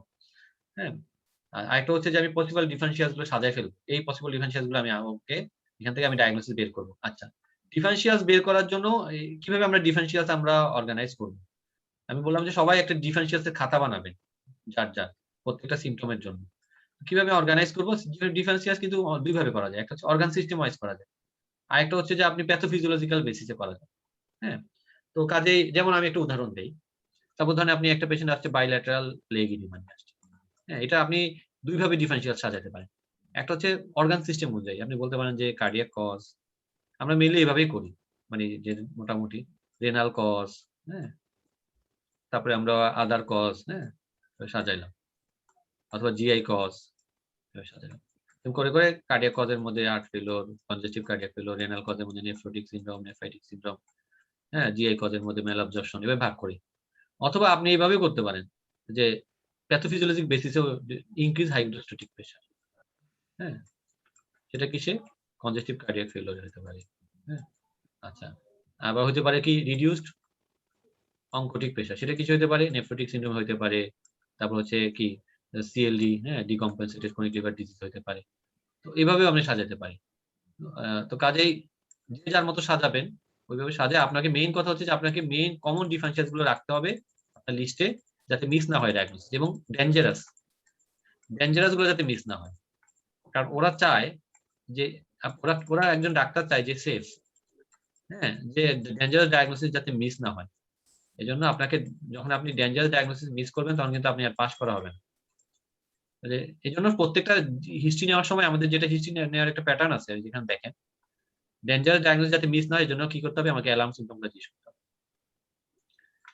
ম্যাক্সিমাম অ্যালার্ম সিম্পটম আমরা জানি কি। সিস্টেম ক্যান্সার, আমাদের খারাপ ডিজিজ কি? ক্যান্সারে কি হয়? অ্যানোরেক্সিয়া হয়, ওয়েট লস হয়, এগুলো তো থাকেই। আরেকটা হচ্ছে কি long term disease, tuberculosis infection, যেগুলোতে ফিভার থাকে, লো গ্রেড ফিভারে। বাট কিছু ডিজিজের বা সিম্পটমের কিন্তু স্পেসিফিক অ্যালার্ম ফিচার থাকে, যেমন হেডেক। হেডেকের জন্য কি আমরা জানি? অ্যালার্ম সাইন থাকে কিছু, হ্যাঁ, হেডেকের। আচ্ছা, সাডেন সিভিয়ার হেডেক, উইকনেস, হ্যাঁ, unilateral weakness, history of trauma, হ্যাঁ, এগুলো। অথবা সাইন অফ মেনিনজিয়াল ইরিটেশন, অথবা low back pain. Low back pain দেখবেন ডেভিডসন একটা চার্টই আছে যে কি একটা হচ্ছে রেড ফ্ল্যাগ সাইন ওটা, অথবা আরেকটা আছে যে ডিসপেপসিয়া দেখবেন ডেভিডসন একটা চার্ট আছে না, ওই যে একটা হচ্ছে এনিমিয়া, ডিসফেজিয়া, এরকম চার্ট আছে। অ্যালার্ম ফিচার গুলো অ্যাক্টিভলি জিজ্ঞেস করতে হবে, জিজ্ঞেস করলে ওরা বুঝবে যে না আপনি একটা ম্যাচিউর ক্যান্ডিডেট, যে আপনি জানেন অ্যালার্ম ফিচার, আপনি ডেঞ্জারাস ডায়াগনোসিস গুলো কনসিডার করছেন। এই জিনিসগুলো কিন্তু ওরা খুব কাউন্ট করে। তো আপনাকে যখন হিস্ট্রি নিবেন, ধরেন পেশেন্ট নিয়ে আসলো, লো ব্যাক পেন নিয়ে আসলো, আপনি লো ব্যাক পেনের সবগুলা নিলেন, হিস্ট্রিগুলো নিলেন, কখন শুরু হইলো, অনসেট, ডিউরেশন, ক্যারেক্টার কেমন, রেডিয়েশন আছে কিনা। বাট আপনি এটার অ্যালার্ম ফিচার গুলো জিজ্ঞেস করলেন না, হ্যাঁ, কোন উইকনেস আছে কিনা, নিউরোলজিক্যাল ফিচার আছে কিনা, ইনকন্টিনেন্স আছে কিনা, হ্যাঁ, রিসেন্ট কোন মেজর ট্রমা হয়েছে কিনা, এগুলো যদি জিজ্ঞেস না করেন তাহলে তো কিন্তু আপনার ওই যে আপনি যে তাকে যে আপনি ডেঞ্জারাস ডায়াগনোসিস মিস করতে পারেন, স্পাইনাল কর্ড কম্প্রেশন মিস করতে পারেন। এই আপনি অ্যালার্ম ফিচারটা খুব ইম্পর্টেন্ট হিস্ট্রি টেকিং এর সময়। তো এই জিনিসগুলো আপনাকে আলাদা করে সাজানো থাকবে। তো হিস্ট্রি টেকিং এ আমরা একটা প্যাটার্ন ঠিক করেছি যে প্রথম সিমটমটা অ্যানালাইসিস করা, যে সিমটমটা নিয়ে আসছে সেখানে তার সিমটমটা সম্পর্কে জিজ্ঞেস করা, অ্যালার্ম ফিচার গুলো জিজ্ঞেস করা। দেন আমি যে ডিডি গুলো সাজালাম সেই ডিডি গুলো সম্পর্কে আমাকে আলাদা আলাদা প্রত্যেকটা ডিডি আলাদা আলাদা করে জিজ্ঞেস করে মোস্ট প্রবাবল ডায়াগনোসিস আমাকে বের করা। হ্যাঁ, আচ্ছা। দেন ধরেন আমি মোস্ট প্রবাবল ডায়াগনোসিস, ধরেন একটা পেশেন্ট আমি নিয়ে আসলো হচ্ছে যে জার্নালিস্ট ইডিমা অথবা অ্যানাসার্কা আমরা যেটা বলি জাস্ট, তো সেক্ষেত্রে বডি সোয়েলিং নিয়ে আসছে, আপনি পেয়ে গেলেন ডিডির মধ্যে খুঁজে পাইলেন যে তার নেফ্রোটিক সিনড্রোম আছে। এখানে নেফ্রোটিক সিনড্রোমে গিয়ে থামলেই হবে না, আপনাকে you have to find out the cause of nephrotic syndrome. তো এটা একটা সেকেন্ড, নেফ্রোটিক সিনড্রোম কিসের কারণে হলো, এটা কি প্রাইমারি কজ, হ্যাঁ, নাকি দিস ইজ সেকেন্ডারি, এটা কি এসিলির কারণে হলো, নাকি এটা ডায়াবেটিসের কারণে হলো, নাকি অ্যামাইলোডোসিসের কারণে হলো। আর প্রাইমারি কজগুলোর মধ্যে যেমন কিছু কিছু ক্লু থাকে, যেমন হচ্ছে যে যাদের মরবিড ওবেস থাকে, যারা হিরোইন দ্বারা ফোকাল সেগমেন্টাল গ্লোমেরুলার হয়, অথবা মেমব্রেনাস যেটা অ্যাডাল্টে যেটা মোস্ট কমন, সেটা অনেকগুলো প্রিসিপিটেটিং কজ থাকে, বিশেষ করে হেপাটাইটিস বি, সি ভাইরাস থাকে। কাজে প্রিসিপিটেটিং কজ অথবা সাথে অথবা সেকেন্ডারি, মানে মেইনলি যেটা ডায়াগনোসিস আপনি পাইলেন, তাহলে আপনি বডি সোয়েলিং এর কজ হিসেবে পাইলেন নেফ্রোটিক সিনড্রোম, বাট নেফ্রোটিক সিনড্রোমে আবার কজ আপনাকে বের করতে হবে। আবার একটা উদাহরণ দিই, যেমন একটা পেশেন্টকে আপনি পাইলেন রিকারেন্ট হাইপোগ্লাইসিয়া, সেই পেশেন্ট বারবার কি হচ্ছে, লস অফ কনসাসনেস হচ্ছে, হ্যাঁ, সিজার হচ্ছে, কজ পাইলেন রিকারেন্ট হাইপোগ্লাইসিমিয়া।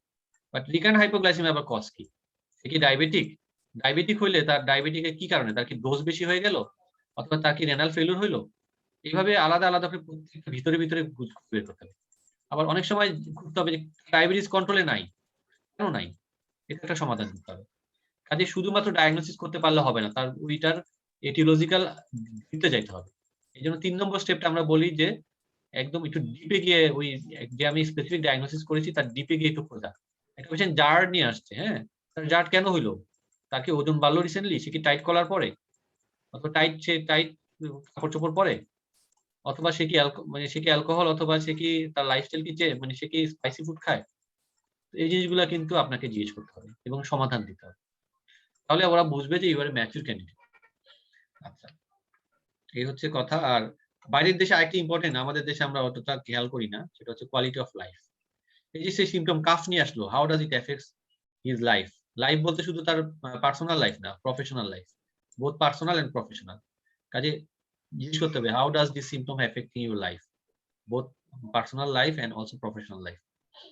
বাট অ্যাকিউট কেসে জিজ্ঞেস করা দরকার নেই, যে পেশেন্ট চেস্ট পেন নিয়ে আসছে, তারে এখন 1 ঘন্টা ধরে চেস্ট পেন, তারে আর আপনি কোয়ালিটি অফ লাইফ জিজ্ঞেস করার দরকার নেই। তো কাজে আপনাকে যেটা করতে হবে, আপনার কমন সেন্স ইউজ করতে হবে, এটা হচ্ছে কথা। ক্রনিক মুড ইদানিং খুব বেশি ইম্পর্টেন্ট। যেমন ডায়াবেটিস পেশেন্টের আমাকে জিজ্ঞেস করছিল, মানে এই পেশেন্টের মুডের কি অবস্থা, কাজে মুড জিজ্ঞেস করতে হবে। আরেকটা হচ্ছে উইমেনের ক্ষেত্রে হচ্ছে যে 3P আমরা বলি, পিল, পিরিয়ড এন্ড প্রেগন্যান্সি জিজ্ঞেস করতে হবে আলাদা করে। এটা একটা হিস্ট্রি টেকিং এর একটা মানে কমন প্যাটার্ন আর কি বললাম, এখন এক একজন এক এক প্যাটার্ন ইউজ করে। আচ্ছা, আরেকটা ইম্পর্টেন্ট পার্ট হচ্ছে ফিডব্যাক দেওয়া পেশেন্টকে। হ্যাঁ, পেশেন্টে আপনি ডায়াগনোসিস ধরতে পারছেন, হ্যাঁ, এখন আপনাকে ফিডব্যাক দিতে হবে। তো ফিডব্যাক দিতে গেলে আপনাকে কিন্তু পেশেন্টকে বলতে হবে তার কি কি রোগ হয়েছে, সেটা এক্সপ্লেন করতে হবে খুব সিম্পল ওয়েতে। কিন্তু অনেকে এটা পারে না, এটাই প্রবলেম, যে দেখা যায় যে ফিডব্যাক ভালো হয় না। ফিডব্যাক দেওয়ার কয়েকটা স্টেপ আছে, যেমন একটা হচ্ছে যে আপনি ওই ডিজিজটাকে একটু প্যাথোফিজিওলজি শর্টলি বললেন, হ্যাঁ, শর্ট বলার পরে আপনি দেন আপনার প্ল্যান অফ ইনভেস্টিগেশন বললেন, পেশেন্টকে কি করবেন সেটা বলবেন, তারপর ম্যানেজমেন্ট প্ল্যান। সাপোজ ধরেন একটা পেশেন্ট হঠাৎ করে খুব সিভিয়ার জয়েন্ট পেইন নিয়ে আসছে, আপনি সাথে তাকে একটা করেন, ইনস্ট্যান্ট একটা পেইন কিলার দেওয়ার কথা বলেন, হ্যাঁ, দেন আপনি কি করবেন ওর জন্য বলেন। আরেকটা জিনিস খুব ইম্পর্টেন্ট, ভর্তি করবো কি করবো না, এটা নিয়ে একটা ভেজাল হয়, জিজ্ঞেস করে কোন পেশেন্টকে আমি ভর্তি করবো। ওরা তো আমাদের দেশে যেমন যে পেশেন্ট হাসপাতালে নিয়ে আসে আমরা সাথে ভর্তি করি, মানে আপনাকে ক্রাইটেরিয়া ফুলফিল করতে হবে, ওদের তো সরকার থেকে সাপোর্ট দেয়, হ্যাঁ, কাজে আপনাকে ওই কস্ট ইফেক্টিভ হইতে হবে। লাস্টে জিজ্ঞেস করতে হবে do have any other concern, because concern is very important. সবকিছু বলার পরে what is your concern, do have any other concern. যদি আরো টাইম থাকে, do you think that I meet all your concern, all of your concern, এটা বলে কনসার্নের মার্কসটা নিয়ে আসতে হবে। আচ্ছা, কমিউনিকেশন স্কিল মানে পেশেন্টের সাথে ব্যবহার কিভাবে উন্নতি করতে পারে, কিছু কিছু টিপস আছে। 1 নম্বর হচ্ছে যে প্রফেশনাল ওয়ে অ্যাপিয়ারেন্স থাকতে হবে, ড্রেস কোডটা মেইনটেইন করতে হবে, ভয়েসটা একটু ক্লিয়ার এবং লাউড হতে হবে, অডিবল হতে হবে, লাউড না অডিবল হতে হবে। আই টু আই কন্টাক্ট অনেকে করতে পারে না, হ্যাঁ, এটা কিন্তু অনেকে এই জিনিসটা ইমপ্রুভ করতে হবে। আর আরেকটা অনেকটা ঝামেলা করে যে কোশ্চেন করতেছে স্টেশন 5 এ এক্সামিনেশন করতেছে সাথে সাথে। একটা বাবু আওয়াজ করতেছে। আচ্ছা, অনেকে দেখা যায় যে আই টু আই কন্ট্যাক্টটা করতে পারে না, হ্যাঁ, এটা একটা ইম্পর্টেন্ট। আর কাপড়ের উপর দিয়ে এক্সামিন জীবনে করা যাবে না, হ্যাঁ, করলেই ফেল, এটা মনে রাখতে হবে। কাপড়ের উপর দিয়ে এক্সামিনেশন করছেন মানে ফেল, হ্যাঁ, কাজে এই জিনিসটা থেকে খুবই সাবধান। অনেকে আছে যে এখানে কাপড়ের উপর এক্সামিনেশন করছেন মানে আপনি ফাইনাল মার্কস পাবেন না, এক্সামিনেশন মার্কস পাবেন না, তার মানে আপনি পাস করার কোনো সম্ভাবনা নেই। আচ্ছা, একটা হচ্ছে কোয়ালিটি অফ লাইফ ইস্যুস আনতে হবে, রুটিনলি জিজ্ঞেস করতে হবে। মেডিকেশন সার্জারি লিস্ট এগুলো তো বললেন, এগুলো নিয়ে আলোচনা করছিলাম, আপনার বারবার বলা ঠিক হবে না। আচ্ছা, তাহলে স্টেশন 5 এ একটা ইম্পর্টেন্ট কথা হচ্ছে ফোকাসড হিস্ট্রি। এটা হচ্ছে বলে ফোকাস মানে একদম ইম্পর্টেন্ট ফোকাস হিস্ট্রি নেওয়াটা খুব ইম্পর্টেন্ট, কারণ স্টেশন 2 আর স্টেশন 5 এর টাইম কিন্তু আলাদা, হ্যাঁ। স্টেশন 5 এ আপনাকে একদম টার্গেটেড হিস্ট্রি মানে ফোকাসড হিস্ট্রি নিতে হবে। আপনি যদি বেশি হিস্ট্রি নিতে যান আপনি এক্সামিনেশন করতে পারবেন না, ফিডব্যাক দিতে পারবেন না, ফেল করে যাবেন তখন। কাজে এটা শিখতে হবে যে কিভাবে আমি ফোকাসড হিস্ট্রি নিব, কোন জিনিসটা আমি জিজ্ঞেস করব, কোন জিনিসটা আপনি জিজ্ঞেস করব না, সেটা আমরা কোর্সে শেখাবো যে কি কোন স্টেশন 5 এ আমি কোন কোশ্চেনটা জিজ্ঞেস করব আর স্টেশন 2 এ আমরা কোন কোশ্চেনটা জিজ্ঞেস করব, ঠিক আছে। আরেকটা হচ্ছে ইম্পর্টেন্ট হচ্ছে টার্গেটেড এক্সামিনেশন। স্টেশন 1 আর 3 তে তো আমি পুরাটা এক্সামিনেশন করব, কোনো সন্দেহ নাই, পুরা আপ টু বটম এক্সামিনেশন করব প্রসিডিউর অনুযায়ী, কিছু মিস করার চেষ্টা করব না। বাট 5 এ তো এটা সম্ভব না। 5 এর জন্য আমাকে যেটা এক্সামিনেশনটাকে বলে টার্গেটেড এক্সামিনেশন। সেই টার্গেটেড এক্সামিনেশন করতে হলে আপনাকে কিছু প্রসিডিউর মেইনটেইন করতে হবে। একটা হচ্ছে যে পেশেন্ট যদি কাফ নিয়ে আসে, প্রথমে লাং অস্কালটেট করেন। এত কিছু এনিমে না দেখে আগে লাংটা অস্কালটেট করেন, দেন আপনি পেরিফেরি দেখেন। আগেই প্রথমে গিয়ে আপনার সবকিছু করা লাগবে না, পেশেন্টের একেবারে পারকাশন করা লাগবে না, আপনি আগে অস্কালটেশন দিয়ে শুরু করেন, হ্যাঁ। পেট ব্যথা নিয়ে আসছে, আগে পেটে হাত দেন, এনিমিয়া পরে দেখেন, হ্যাঁ। কাজেই এই জিনিসগুলো একটু পেশেন্ট শ্বাসকষ্ট নিয়ে আসছে, তখন আপনি লাং বেসটা দেখেন বা লাং দেখেন, অস্কালটেট করেন, দ্যাট ইজ ইম্পর্টেন্ট। কাজেই ওই জিনিসটা বুঝতে হবে যে আপনি টার্গেটেড এক্সামিনেশনটা কি। অবশ্যই আপনি রিলেভেন্ট দেখবেন, রিলেভেন্ট যদি শ্বাসকষ্ট নিয়ে আসে তার কি টাইপ 1 না টাইপ 2 ফেইলিউর এটা বোঝার চেষ্টা করবেন অবশ্যই। বাট আগে আপনাকে ওই লাংয়ে মানে যেটা যেই জায়গায় একটা প্রবলেম সেখানে আগে স্টেথো বসাইতে হবে, দেন আপনি অন্যদিকে যাবেন। এবং আরেকটা জিনিস হতে হবে সিভিয়ারিটি বুঝতে হবে, হ্যাঁ, ডিজিজের জিনিসটা, এই জিনিসটা অ্যাসেস করতে হবে সিভিয়ারিটি। আচ্ছা, কিছু মানুষ আছে যে কোশ্চেন করলে যে এই কোশ্চেনটা কেন জিজ্ঞেস করলেন ভাই? ভাই এমনি ভাই করার জন্য করলাম। এটা করার জন্য কিছু না। কোর্স করার জন্য কিছু করবে না। যেটা করবেন সেটার পিছনে একটা কারণ থাকতে হবে। আমি এই কোশ্চেনটা আর যেটা হচ্ছে যে কখনোই ক্লসের উপর দিয়ে এক্সামিন করবেন তো বললামই। সেখানে আমি একটা এক্সাম্পল দেওয়ার চেষ্টা করছি। এগুলো নিয়ে আসলে এখন আজকে যেহেতু অনেক কথা বলছি, আমি এক্সাম্পল দিতে পারতাম যে কিভাবে আপনারা সেই এক্সাম্পল গুলোতে আমি যাচ্ছি না আসলে, হ্যাঁ। কাজেই আচ্ছা, একটা উদাহরণ দিই স্টেশন 5, হ্যাঁ, শর্ট একটা হিস্ট্রি, তাহলে আপনি আইডিয়া করতে পারবেন। মানে স্টেশন 5 এ এরকম একটা হিস্ট্রি দিল। A 25 years old gentleman presented with newly detected hypertension. তার একটা এক্সামিনেশন করে তা পাইলো হচ্ছে 160/90, হ্যাঁ, বা দুইটা অপারেশনে পাইলো। সেক্ষেত্রে আপনার যেটা কাজ, তাহলে কিভাবে আমি এই স্টেশন 5 টাকে আমি হ্যান্ডেল করব, হ্যাঁ। প্রথম কাজ হচ্ছে আমাকে ডিডি গুলো সাজায় ফেলতে হবে। কোন ডিডি ডিফারেনশিয়ালস গুলো ইম্পর্টেন্ট ডিফারেনশিয়াল গুলো সাজায় ফেলতে হবে। তাহলে আমি বাইরে বসে এই ডিডি গুলা কমন কজ হচ্ছে এসেনশিয়াল হাইপারটেনশন, সেকেন্ডারি কজের মধ্যে এন্ডোক্রাইন কজ আছে কিছু, বিশেষ করে রেনাল কজ ইম্পর্টেন্ট, বিশেষ করে জিএন, হ্যাঁ। কোয়ার্টেশন অফ অ্যাওর্টা একটা ইন্টারেস্টিং কজ, ড্রাগ কজ কিন্তু খুব ইম্পর্টেন্ট ইয়াং পেশেন্ট, বিশেষ করে ওসিপি, অ্যালকোহল, হ্যাঁ, কোকেন, অ্যাম্ফেটামিন, অ্যালকোহল, হ্যাঁ, অ্যালকোহল। আরেকটা আছে হোয়াইট কেট হাইপারটেনশন, ডাক্তারের কাছে গেলে ভয়। তাহলে হিস্ট্রির মধ্যে ফোকাস হিস্ট্রি আমরা কি নিব? পেশেন্টকে যে জিজ্ঞেস করবো যে তার হাইপারটেনশনটা কিভাবে ডায়াগনোসিস হলো, কয়বার মেজারমেন্ট হলো, কি মেজার করলো, হ্যাঁ, এটা একটা। তার হাইপারটেনশনের কারণে তার কোনো আদার কোনো সিম্পটম আছে কিনা সেটা জিজ্ঞেস করার পর সেকেন্ডারি কজগুলো আলাদা করে জিজ্ঞেস করবো। যেমন এন্ডোক্রাইন কজের জন্য ফিওর জন্য do have any episodic headache, palpitation, sweating, no বললে বাদ। কুকিং এর জন্য weight gain, proximal diabetes, striae, এগুলো না থাকলে বাদ। জিএন এর জন্য ফ্রদি ইউরিন, ওয়াটার ওয়ার্কস, এটা জিজ্ঞেস করা, সাথে আমি বেডসাইড ইউরিন করার চেষ্টা করি। মেডিকেশন হিস্ট্রির জন্য steroid, stress of life because of white coat hypertension. যেহেতু হাইপারটেনশনের সাথে রিলেটেড কি কার্ডিওভাস্কুলার রিস্ক, তাহলে আমি অন্যান্য কার্ডিওভাস্কুলার রিস্ক গুলো অ্যাসেস করার চেষ্টা করবো, বিশেষ করে তার ডায়াবেটিস ডিসলিপিডিমিয়া আছে কিনা। হ্যাঁ, এই জিনিসগুলো আমাকে জিজ্ঞেস করা ইম্পর্টেন্ট। কাজেই সরি, এটা মনে হয় চলে গেছে। হ্যাঁ, তো এইভাবে ফোকাস হিস্ট্রিগুলো নিতে হবে। কমপ্লিকেশন, কোনো চেস্ট পেন আছে কিনা, মানে কি হাইপারটেনশনের কারণে সেকেন্ডারি বিশেষ করে ভীষণ প্রবলেম আছে কিনা, লেগ পেন আছে কিনা। আচ্ছা, আর এখানে আপনি কি অ্যালার্ম ফিচার কি জিজ্ঞেস করা উচিত, হাইপারটেনসিভ সে হার্ট ফেলিওরে চলে গেল বা হাইপারটেনসিভ সে রেটিনোপ্যাথি ডেভেলপ, মানে মেইন কথা হচ্ছে তার হাইপারটেনশন ক্রাইসিস কিনা। সেটার জন্য আমি কি ফান্ডোস্কোপি করতে চাইবো, তার কোনো ইয়ে আছে কিনা, তার কোনো সিজার হয়েছিল কিনা, তার চেস্ট পেন আছে কিনা, তার ইউরিনেশন কমে গেছে কিনা, মানে একে হলো কিনা, এটা জিজ্ঞেস করা। দেন আর এটি সাডেন ডেথ অর স্ট্রোক, বিশেষ করে এডিপিকেটি সেকেন্ডারি কজ, অথবা hypertension, family history of hypertension আছে কিনা, কারণ এসেনশিয়াল হাইপারটেনশন হতে পারে, স্মোকিং, অ্যালকোহল, ইলিসিট ড্রাগের হিস্ট্রিটা নেওয়াটা খুব দরকার, cocaine, amphetamine. Then how does it affects your life, জিজ্ঞেস করা। দেন ফোকাসড এক্সামিনেশন কি হওয়া উচিত, একটা পেশেন্ট একটা হাইপারটেনশন নিয়ে আসছে, ব্লাড প্রেশার বোথ হ্যান্ডে দেখা উচিত, রেডিও রেডিয়াল, রেডিও ফিউমারাল দিলে কোয়াক্টেশনের ক্ষেত্রে এটা অনেক সময় থাকে, নেকে একটা গয়টার খোঁজা উচিত। অ্যাবডোমেনে গিয়ে আমি সব এক্সামিনেশন করবো না, জাস্ট আমি একটা কি করবো, পালপেশন করবো এডিপিকেটির জন্য, আর রেনাল বুই দেখার জন্য, রেনাল আর্টেরিয়াসের জন্য রেনাল বুই দেখার জন্য স্টেটটা রাখবো। এখানে যদি আপনি সব এক্সামিনেশন করতে চান অ্যাবডোমেনের সময় করতে পারবেন। কার্ডিওভাস্কুলার হার্ট ফেলিওরের জন্য আপনি কি দেখবো, আমি শুধু বেসটা দেখবো, মারমার পাবো কিনা, কোয়াক্টেশনের সাথে ক্ষেত্রে অনেক সময় ইন্ট্রাস্কেপুলার মারমার পাওয়া যায়, লেগ এডিমা দেখতে পারি, আর বেড সাইড ইউরিন আমরা করতে চাইবো। একটা কি করতে চাই, আমরা ফান্ডোস্কোপি করতে চাই, এটা আমি লিখিনি। সাপোজ আপনি সব হিস্ট্রি নিয়ে বুঝলেন যে কোনো সেকেন্ডারি কজ নাই, তখন আপনি একটা ফিডব্যাক দিবেন। এটা আমি বললাম যে ফিডব্যাক দেওয়ার সিস্টেম। এভাবে বলতে পারেন যে after talking to you and examining you, I think there can be certain possibilities of your high blood pressure. এখন 100% শিওর আপনি কখনোই না, বেশি ওভার কনফিডেন্স দেখানো দরকার, দেয়ার আর সার্টেন পসিবিলিটিস। আচ্ছা, in many cases we don't find any cause, we call it essential hypertension, we need to rule out other important causes. হ্যাঁ, এটা বলতে পারেন। We are going to run some test in the form of blood test, urine test, tracing of your heart and scan of your heart and tummy scan করব due to find out the ATPKD. After having all this test, we will form a multidisciplinary test team, and that is a team of experts consisting heart doctor, dietitian, specialist nurse. Our team will take necessary steps for you. Do you have any other concern or do you have any concern? এভাবে করে আপনি ফিডব্যাকটা দিবেন। এই feedback দেওয়াটা একটা art. দেওয়ার পর এক্সামিনার আসলো, এক্সামিনেশন জিজ্ঞেস করবে যে আপনার কি কি ডিফারেনশিয়ালস। আপনি 1 নম্বর বললেন হচ্ছে অবশ্যই এসেনশিয়াল হাইপারটেনশন বা ডিফারেনশিয়ালস আছে কোনস, মানে আপনি হিস্ট্রি থেকে কোনস ইয়ে করতে পারবেন না, এক্সক্লুড করতে পারবেন না। অনেক সময় আপনি হিস্ট্রি থেকে ফিউ এক্সক্লুড করতে পারবেন, এডিপিকেডি আপনি এক্সক্লুড করতে পারবেন। কাজে আপনি ডিফারেনশিয়ালস গুলো আপনি বলতে পারেন secondary cause. Investigation, common investigation যেগুলো করবেন, যেমন ইউরিনারিতে কি পাবেন, ক্রিয়েটিনিনে আপনি কি এক্সপেক্ট করেন, ইলেক্ট্রোলাইট কি করবেন, এগুলো সাজানো থাকতে হবে। এগুলো কিন্তু যে প্রডিউস করতে পারবেন না, চিন্তা করে করে টাইম থাকবে না, কারণ আপনাকে ক্রস করবে 2 মিনিট। এই 2 মিনিটে আপনাকে ইনভেস্টিগেশন ম্যানেজমেন্ট পর্যন্ত আসতে পারলে সবচেয়ে ভালো। এই কাজে এগুলো আপনার ঠোঁটের আগে থাকতে হবে, কমন কেসগুলো।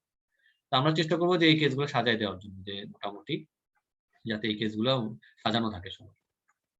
আচ্ছা, এটা গেল মোটামুটি আমাদের আজ পেসিএস এর প্রিপারেশন। আচ্ছা, এটা নিয়ে কারো পেসিএস এর ওভারঅল প্রিপারেশন নিয়ে কারো কোনো কোশ্চেন থাকলে করতে পারেন। আমি অনেক কথা বলছি, অনেক দ্রুত কথা বলছি, আসলে বোঝা, আমি আসলে অনেক ফাস্ট কথা বলি, তো অনেকে মিস করতে পারেন কোনো কথা, বা কেউ কিছু বুঝতে চাইলে বলতে পারেন। কার কোনো কোশ্চেন নাই? হ্যালো ভাইয়া, হ্যাঁ, অনেকে বলে থাকেন, অনেক টিচার বা মেন্টররা, যে স্যার যদি মানে এক্সামিনার যদি না থামায় তো তুমিও থামবা না, বলেই যাবা। তো মানে এখানে আমরা প্রফেশনাল ডিফারেন্সিয়াল বলার পরে মানে ফ্লোতে বলতেছি, যদি না থামায় লাইক আমি ইনভেস্টিগেশন কি কি পাচ্ছি, মানে চলতেই থাকবো নাকি বলে থেমে যাবো? এখন এইটা হচ্ছে কি দুই কন্টিনেন্টের, মানে ইস্ট এন্ড ওয়েস্টের মধ্যে এটা ডিফারেন্স। হ্যাঁ, আমরা কিন্তু বিশেষ করে আমাদের টিচারদের সাথে আমাদের একটা গ্যাপ থাকে। হ্যাঁ, আমাদের সম্পর্কটা হচ্ছে অনেকটা রেসপেক্টেড থেকে, আর ওদের সম্পর্কটা কিন্তু অনেকটা ফ্রেন্ডশিপ। হ্যাঁ, ওদের ক্ষেত্রে যেটা ওরা করে, ওরা কিন্তু ওরা বিশেষ করে যারা ইউকেতে পরীক্ষা দিবেন, তারা অবশ্যই এটা মানে ওয়েট করবেন না, এই বলে যেতে হবে পসিবল ম্যানেজমেন্ট ইনভেস্টিগেশন বলার পরে, ডিডি বলার পরে, তারপরে আপনি কি ইনভেস্টিগেশন করতে চান, কি ম্যানেজমেন্ট বলতে চান, সেটা ফ্লোতে বলতে চান। ইন্ডিয়াতে আবার একটু কনজারভেটিভ অ্যাপ্রোচে টিচাররা, বিশেষ করে যে ওরা ইন্ডিয়াতে অনেক সময় দেখা যায় যে আমরা আমাদের কন্টিনেন্টে, সাবকন্টিনেন্টে আমরা চাই, আমাদের টিচাররা চায় যে আমরা ওনাদের কাছ থেকে মানে যতটুকু চাচ্ছি ততটুকু বলতে। হ্যাঁ, যেহেতু এটা ইন্টারন্যাশনাল এক্সাম এবং বাইরের টিচাররা আসে পরীক্ষা নিতে, আপনি যদি কোশ্চেন করে ডিফারেন্সিয়ালস বলার পর অল্প সময় দম নেবেন, যদি দেখেন যে না তারা কোনো কোশ্চেন করছে না তবে কিন্তু কন্টিনিউ করবেন, হ্যাঁ, ওয়েট করার দরকার নেই। আর ইউকে হইলে মানে দম নেওয়ারও প্রয়োজন নাই, ওই বলতে থাকবেন ফ্লোতে। হ্যাঁ, ইন্ডিয়াতেই দম নিয়ে নেবেন, ঠিক আছে। আচ্ছা আচ্ছা, এবার আমি তাহলে একটু 4D, আমাদের ক্লাস বেশি লেন্দি হলে আসলে কনসেন্ট্রেশন রাখা খুব ডিফিকাল্ট হয়, কাজে আমি আমাদের 4D সম্পর্কে একটু আইডিয়া দিই। যে 4D আমরা ইউজুয়ালি 2018 সালে শুরু করা হয় আর কি। আমরা 4 জন মিলে শুরু করি এই 4D। আমরা মেন্টর ছিলাম, আমরা কোর্স কোঅর্ডিনেটর ছিলাম। আমরা আমাদের বিশেষ করে 4D টা শুরু করার উদ্দেশ্য হচ্ছে আমরা আমাদের প্র্যাকটিসে, আমাদের এর সময়, আমাদের প্রিপারেশনের সময় যে প্রবলেমগুলো ফেস করতাম সেগুলো যাতে ক্যান্ডিডেটরা না ফেস করে, সেগুলোর জন্য আমাদের মেইনলি আমাদের 4D টা তো তৈরি করা। তো এখন সেটার পার্ট হিসাবে যেটা ছিল যে মেইন আমাদের ফোকাস ছিল যে প্র্যাকটিস বেসড লার্নিং। যেমন ক্যান্ডিডেটরা এরকম প্র্যাকটিস করবে, আমাদের এক্সামিনাররা অ্যাসেস করবে, অ্যাসেস করে তার যে প্রবলেম গুলো সেগুলো বলা, মানে প্রত্যেকটা ক্যান্ডিডেট যাতে প্র্যাকটিস করার সুযোগ পায়। অনেক সময় আমরা যখন কোচিং করতাম, বা অনেক কোচিং আছে যে মানে দেখা যায় যে অবজারভার ঘোরাঘুরি করে চলে যায়, দেখে দেখে দূর থেকে দাঁড়ায় দেখে চলে। আমাদের এখানে আমরা সবাইকে, আনলেস এক্সামিনি যদি খুব বেশি প্রোটেস্ট না করে, আমরা সবাইকে দিয়ে একটা অ্যাটলিস্ট প্রত্যেক এক্সামিনার একটা করে কেস করা। তো এরকম আমরা আমাদেরটা মেইনলি ছিল প্র্যাকটিস বেসড লার্নিং। পেসেসটা তাই যে এটা আসলে যেহেতু স্কিলের এক্সাম, আপনি যত বেশি প্র্যাকটিস করবেন আপনার স্কিল তত বাড়বে। তো এটা হচ্ছে পেসেসের মেইন থিম। তো কাজেই ওটা ছিল আমাদের মেইন ইস্যু। তো ওই হিসাবে আমরা যখন শুরু করি, মোটামুটি 2018 সালে প্রথম ডাইট ছিল আমাদের, প্রথম গ্রুপ 18 সালের থার্ড ডাইট যেটা। ওইখান থেকে ভালো করার পর এরপরে ডাইট 2019 সালের প্রথম যে ডাইট, সেখানে আমরা ইয়ে করি। এরপর হচ্ছে 19-এর সেকেন্ড ডাইটে ইউজুয়ালি ক্যান্ডিডেট কেউ পায় না বাংলাদেশ থেকে, ওই সময় একজন পাস করেছিল। 19-এর 3 নম্বর ডাইট যেটা মোটামুটি বলা যেতে পারে যে মানে করোনা শুরু এফেক্টেড হওয়ার লাস্ট ডাইট, ওই ডাইটটা ছিল আমাদের সবচেয়ে মানে ভালো, কারণ ওই ডাইট অনেক বেশি ক্যান্ডিডেট ছিল, অনেক সবাই ভালো ক্যান্ডিডেট ছিল, দু একজন মানে ব্যাড লাকের কারণে পাস করতে পারেনি, কিন্তু ওই গ্রুপটা সবচেয়ে বেশি ভালো করেছিল আর কি আমাদের ওই গ্রুপটা। পরবর্তীতে যখন 20-এ কিন্তু সব পরীক্ষা দিতে পারে নাই, 20-এর মধ্যে 2টা বা 3টা সেন্টার পরীক্ষা হয়েছিল 20-এর প্রথম ডাইট যেটা। ওই সময় তো এরপর করোনার কারণে কিন্তু বেশ কিছু সেন্টার পরীক্ষা এখনো যারা দিল্লি অথবা বেশ কয়েকটা সেন্টার পরীক্ষা কিন্তু এখন হচ্ছে এই লাস্ট ডাইটে। ওই সময়ে আমাদের এই থার্ড ডাইটের এইটা হচ্ছে আমাদের লাস্ট মানে ক্যান্ডিডেটের ইয়ে যায়। আমাদের মেইন ফোকাস ছিল যে মানে ক্যান্ডিডেট যাতে প্র্যাকটিস করে, হ্যাঁ, প্র্যাকটিস করাটা ইম্পর্টেন্ট। এখানে ওই দাঁড়ায় মানে অনেকক্ষণ দাঁড়ায় পেশেন্টের পাশে ওই এক্সামিনেশন শেখানো হচ্ছে, প্র্যাকটিস করে করে ভুলগুলো বের করাটা সবচেয়ে ইম্পর্টেন্ট। আর স্কিল বেসড যাতে স্কিল গুলো তাদের যাতে স্কিলে প্রবলেম না হয়, সেটাই হচ্ছে আমাদের মেইন ইস্যু। আচ্ছা, আর এখন আমরা এই ডাইটের জন্য আমরা বেশ কয়েকজন মেন্টর আমরা আপাতত, আরো কয়েকজন আছেন যারা, কারণ সবাই এখন ব্যস্ত আসলে, যারা এমআরসিপি শেষ করে ফেলছে এরকম লোকজন, কেউ হয় কর্পোরেট জব করে, কেউ সরকারি চাকরি করে, কেউ চেম্বার করে, তাদেরকে বিশেষ ডেডিকেটেড না হলে কিন্তু ইউজুয়ালি কেউ আসেন কাজ, কারণ অনেক কষ্টের কাজ। তো আমরা কিভাবে কোর্সটা করাবো সেটা তো পরে বলবো, তার আগে আমি বললাম যে কষ্টের কাজ এর জন্য খুব বেশি মানে ডেডিকেটেড না হলে আমরা নিতে চাই না, কারণ ডেডিকেটেড মেন্টর হইলেই সে কাজটা করতে চাইবে, কারণ এখানে ফাইন্যান্সিয়াল গেইনের চেয়েও আরো কিছু আদার গেইন আছে, যেমন পেশেন্ট দেখা, এই জন্য আসে। তো এই করোনার কারণে আবার দেখা গেছে যে আবার একটু এই জিনিসটা আবার রিস্ক বেনিফিট রেশিও অনেকে চিন্তা ভাবনা করতেছে, হ্যাঁ, এটাও ঠিক, স্বাভাবিক। তো যাই হোক, এই জন্য আমরা বেশ কিছুদিন কিন্তু কোর্স অফ রেখেছিলাম, যে রিস্ক বেনিফিট রেশিও। এখন আমি কোর্স কোঅর্ডিনেটর হিসেবে আছি, আমার সাথে ফাতেমা আপা আছে, উনি খুবই ভালো, উনি বাংলাদেশ মেডিকেলে রেজিস্ট্রার হিসেবে আছেন। উনিও আমাদের একসময় আমাদের স্টুডেন্ট ছিল, তারপর উনি পাস করে আমাদের মেন্টর। উনিও গত ডাইটে উনি টিচার হিসেবে ছিল।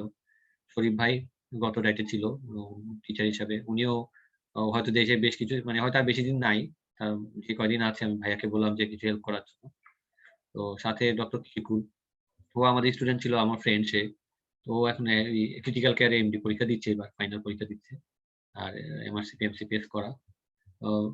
সেও আমাদের স্টুডেন্ট ছিল, ডক্টর আরিফ, স্কোয়ারে আছে স্পেশালিস্ট হিসাবে। তো আমরা 5 জন, আরো 2-1 জন সৈকতদা আছে, আরো বেশ কয়েকজন মেন্টর আছে।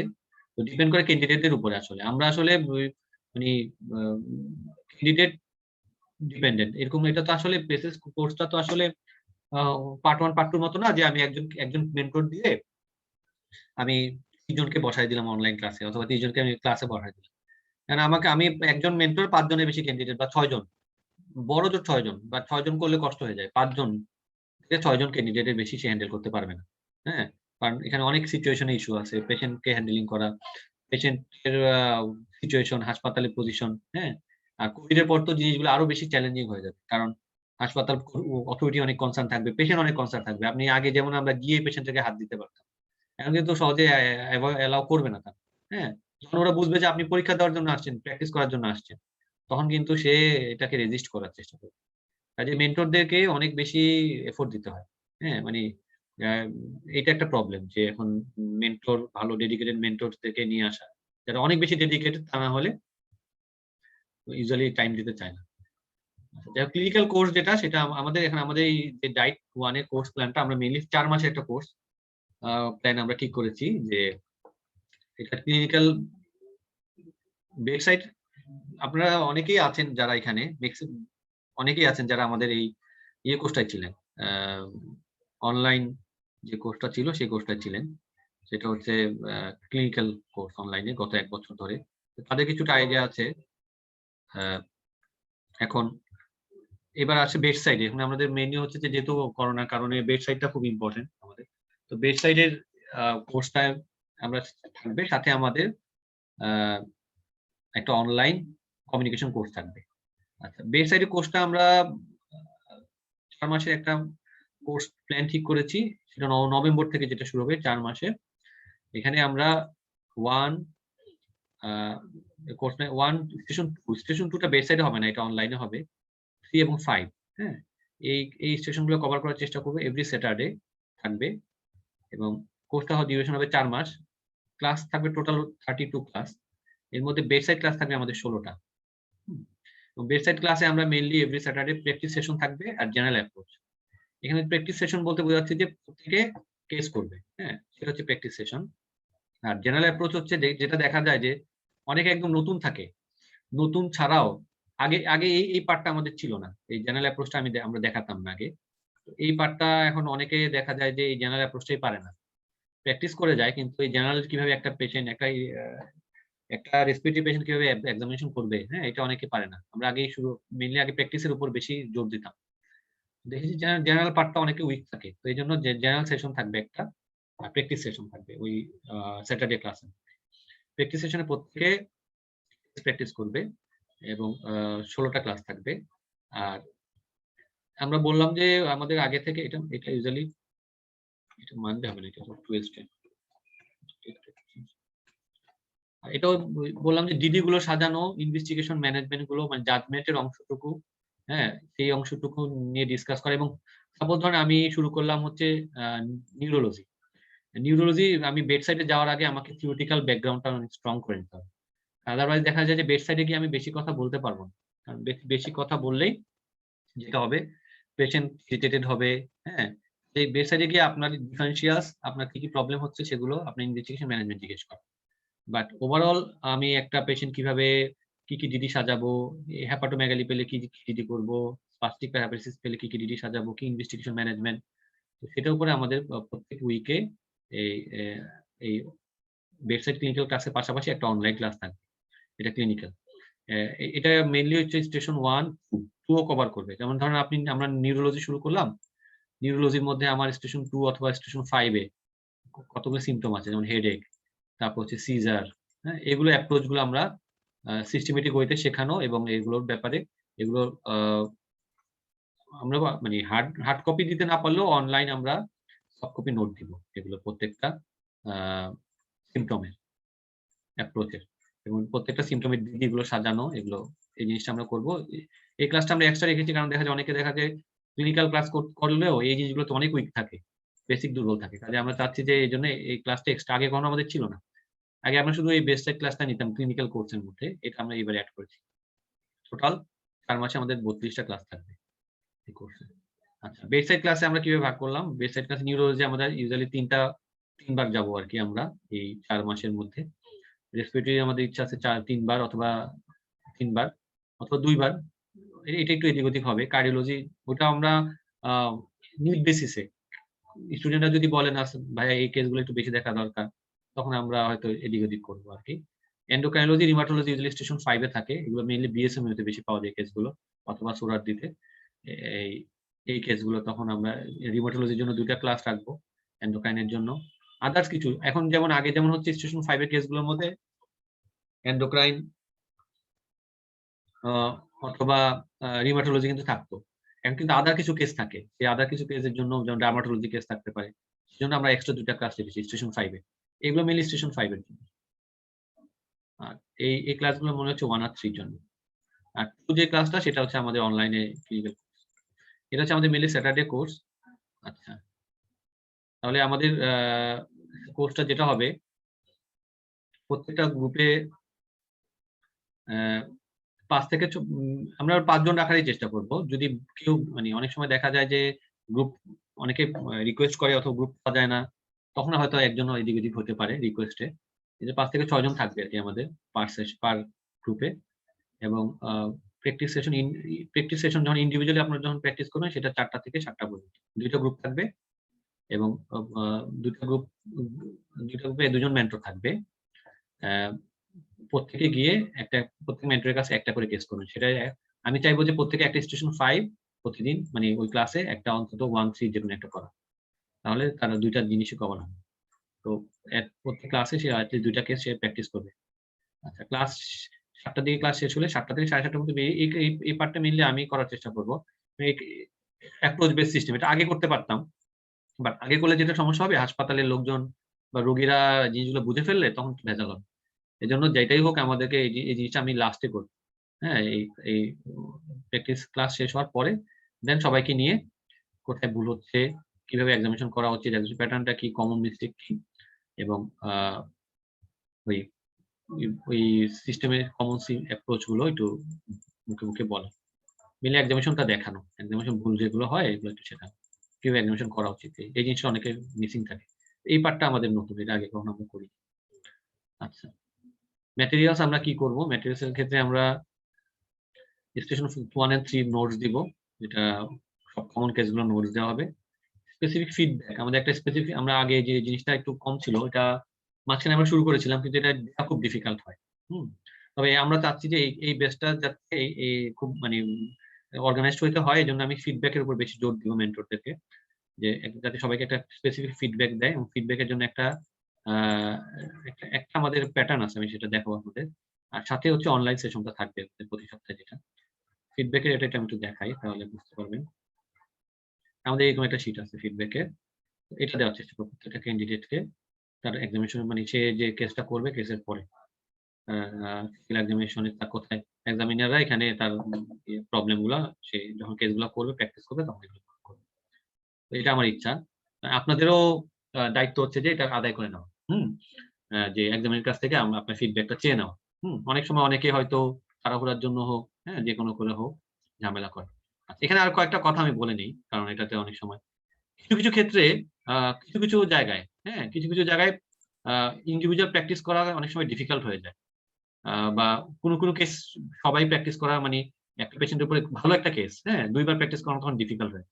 ওই সময়ের ক্ষেত্রে হয়তো যেমন কার্ডিয়াক একটা ভালভের কেস আছে, সেই কেসটা হয়তো আমরা ওই সময় প্র্যাকটিস না করে আপনি সাউন্ডটা শুনতে বলবো। পেশেন্ট টক্সিক হয়ে গেছে ওই সিচুয়েশনে। তবে ইউজুয়ালি আমরা চেষ্টা করব সবাইকে প্র্যাকটিস করাতে।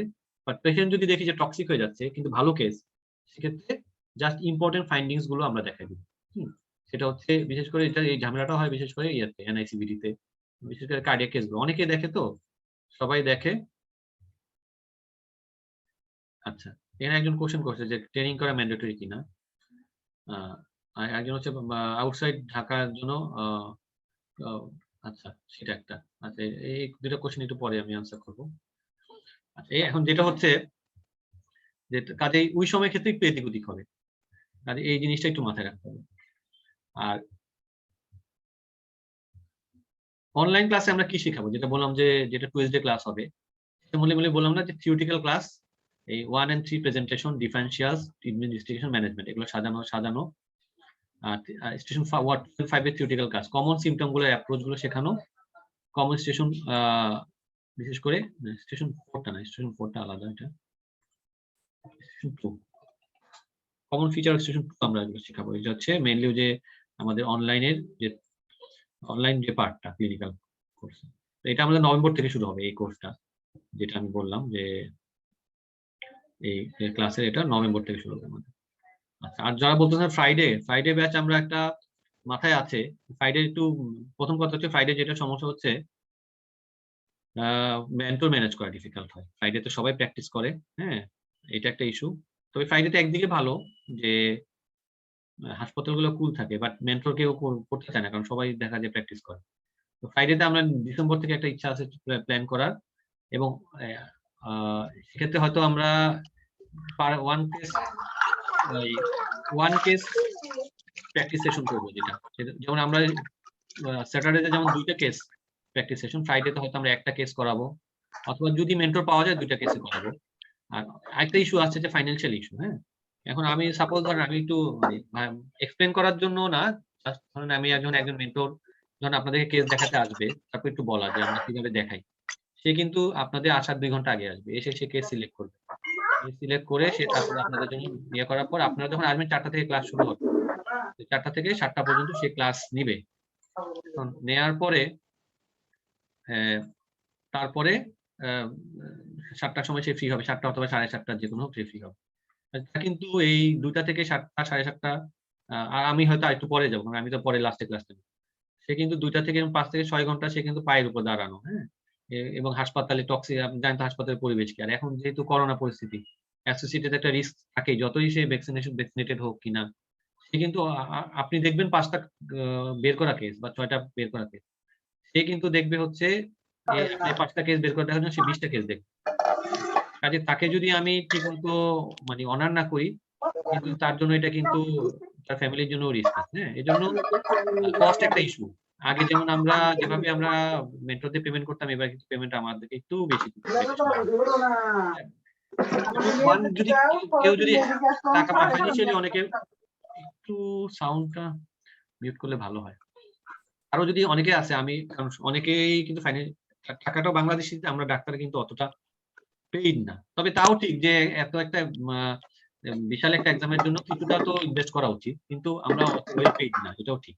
তো অনেকে আছে যে হ্যাঁ, তাদের জন্য আমরা একটা অল্টারনেটিভ সেটা ফ্রাইডেতে রাখবো, যেটা হচ্ছে একটা কেস প্র্যাকটিস করবে এবং সাথে তার ওই অ্যাপগুলো শেখাবো, কিন্তু সেক্ষেত্রে হয়তো তার পেমেন্টটা একটু কম হবে। তো পেমেন্ট নিয়ে আমি একটু পরে আলোচনা করবো। সেখানে এটা এই মাস থেকে না, ওটা ডিসেম্বর থেকে শুরু হবে। যারা ঢাকার বাইরে বা ফ্রাইডেতে ঢুকতে চান, তাদের জন্য হয়তো আমরা এই ফ্রাইডে একটা ব্যাচ করবো। ওইটা ডিসেম্বর থেকে, নভেম্বর এটা পসিবল হচ্ছে না, সরি। আচ্ছা, আমি সবাইকে রিকমেন্ড করবো যে যদি পসিবল হয় স্যাটারডে ব্যাচটাতে ঢোকা। ওইটাতে দেখা যাবে যে ওইটাই দুইটা কেস দেখা আর একটা কেস দেখার মধ্যে পার্থক্য আছে। প্লাস হচ্ছে ওইখানে আমরা প্রথম যেহেতু শুরু করতেছি, ওইটাকে আমরা ম্যাক্সিমাম এফোর্ট দেওয়ার চেষ্টা করবো। আর ফ্রাইডে বেস শুরু হলে সেটাতে আমরা চেষ্টা করবো, বাট ওইটা এখন যেহেতু শুরু হচ্ছে না, এটা আনসার্টেন। ক্যান্ডিডেটের নাম্বারের উপর, কতজন ক্যান্ডিডেট ইন্টারেস্টেড সেটার উপর ডিপেন্ড করে আমরা কিন্তু এটা ইয়ে করবো। আচ্ছা, আরেকটা প্ল্যান আছে যেটা আমি সেটা ডিসেম্বর থেকে শুরু করার ইচ্ছা আছে, যে বিষয়টা স্টেশন 5 এর জন্য আলাদা। হ্যাঁ, অনেকে কিন্তু আবার প্র্যাকটিস করতে চায়। অনেকে যেমন অনেকের আছে ফাইন্যান্সিয়াল প্রবলেম আছে, আর অনেকে বলে যে ভাই আরো কিছু প্র্যাকটিস করতে পারলে ভালো হতো। অনেকে পার্টনার নেই। হ্যাঁ, দেখা যায় সে হয়তো বেশি দিন দেশে থাকবে না, সে আগে বেশি কেস দেখে। অনেকে আবার বিদেশ থেকে আসে, যেমন আমাদের আর 2-3 জন বাইরে থেকে আসতেছে, কেউ একজন আসছে সিঙ্গাপুর থেকে, ভাইয়া জয়েন করতে যাচ্ছে। তাদের জন্য আমি বিশেষ করে যারা একটু বেশি প্র্যাকটিস করতে চান, হয়তো বা সিট পেয়ে যাবেন, পরীক্ষা একদম সামনে, হয়তো প্রিপারেশন সিট পেয়ে গেছেন আনএক্সপেক্টেডলি, তাদের প্রিপারেশন নিতে হবে বেশি। তাদের জন্য হয়তো আমরা ডিসেম্বর থেকে, যদি স্টুডেন্ট আমাদের তো আসলে স্টুডেন্টও পেতে হবে। যদি এক গ্রুপে 5-6 জন না হয়, তাহলে তো আমাদের কোর্স রান করা ডিফিকাল্ট, কারণ আমাদের তো মেন্টরকে পেমেন্ট করতে হবে। তো সেক্ষেত্রে আমি 5 থেকে 6 জনের গ্রুপে স্টেশন 5 প্র্যাকটিস সেশন একটা করবো। আমরা ওই নভেম্বর ব্যাচে অবশ্যই স্টেশন 5 করাবো, বাট এই বিশেষ এই ব্যাচটা থাকবে শুধু স্টেশন 5 করবে তারা। সেটা সপ্তাহে আরেকটা দিন, সেটা হতে পারে সোমবার অথবা মঙ্গলবার। ওটা আমরা পরবর্তীতে ঠিক করবো ক্যান্ডিডেটের উপর। সেই প্রত্যেকটা ক্যান্ডিডেট সেটা স্টেশন 5 2টা করে করবে, কারণ স্টেশন 5টা খুব ইম্পর্টেন্ট। এটার জন্য এটা আলাদা একটা আমাদের নতুন স্কিম। তো এটা পরবর্তীতে আমরা যদি স্টুডেন্ট আমরা পাই বা কেউ যদি আগ্রহী হয়, এটা আমরা হয়তো ডিসেম্বর থেকে চালু করব। এটাও আমরা মানে সব মানে 4 মাসের কোর্স থাকবে। স্টেশন 5 এর নোটটা তাদেরকে পাবে, তারা স্পেশাল নোট পাবে সেটা। তো সেটা হচ্ছে 6টা ক্লাস 16টা ক্লাস থাকবে 4 মাসে। আচ্ছা। আর মেইন হচ্ছে যে কমিউনিকেশন ক্লাসটা কিন্তু মেইনলি স্টেশন 2 ক্লাসটা কিন্তু আপনার ওই ক্লিনিক্যাল কোর্সের সাথেই থাকবে।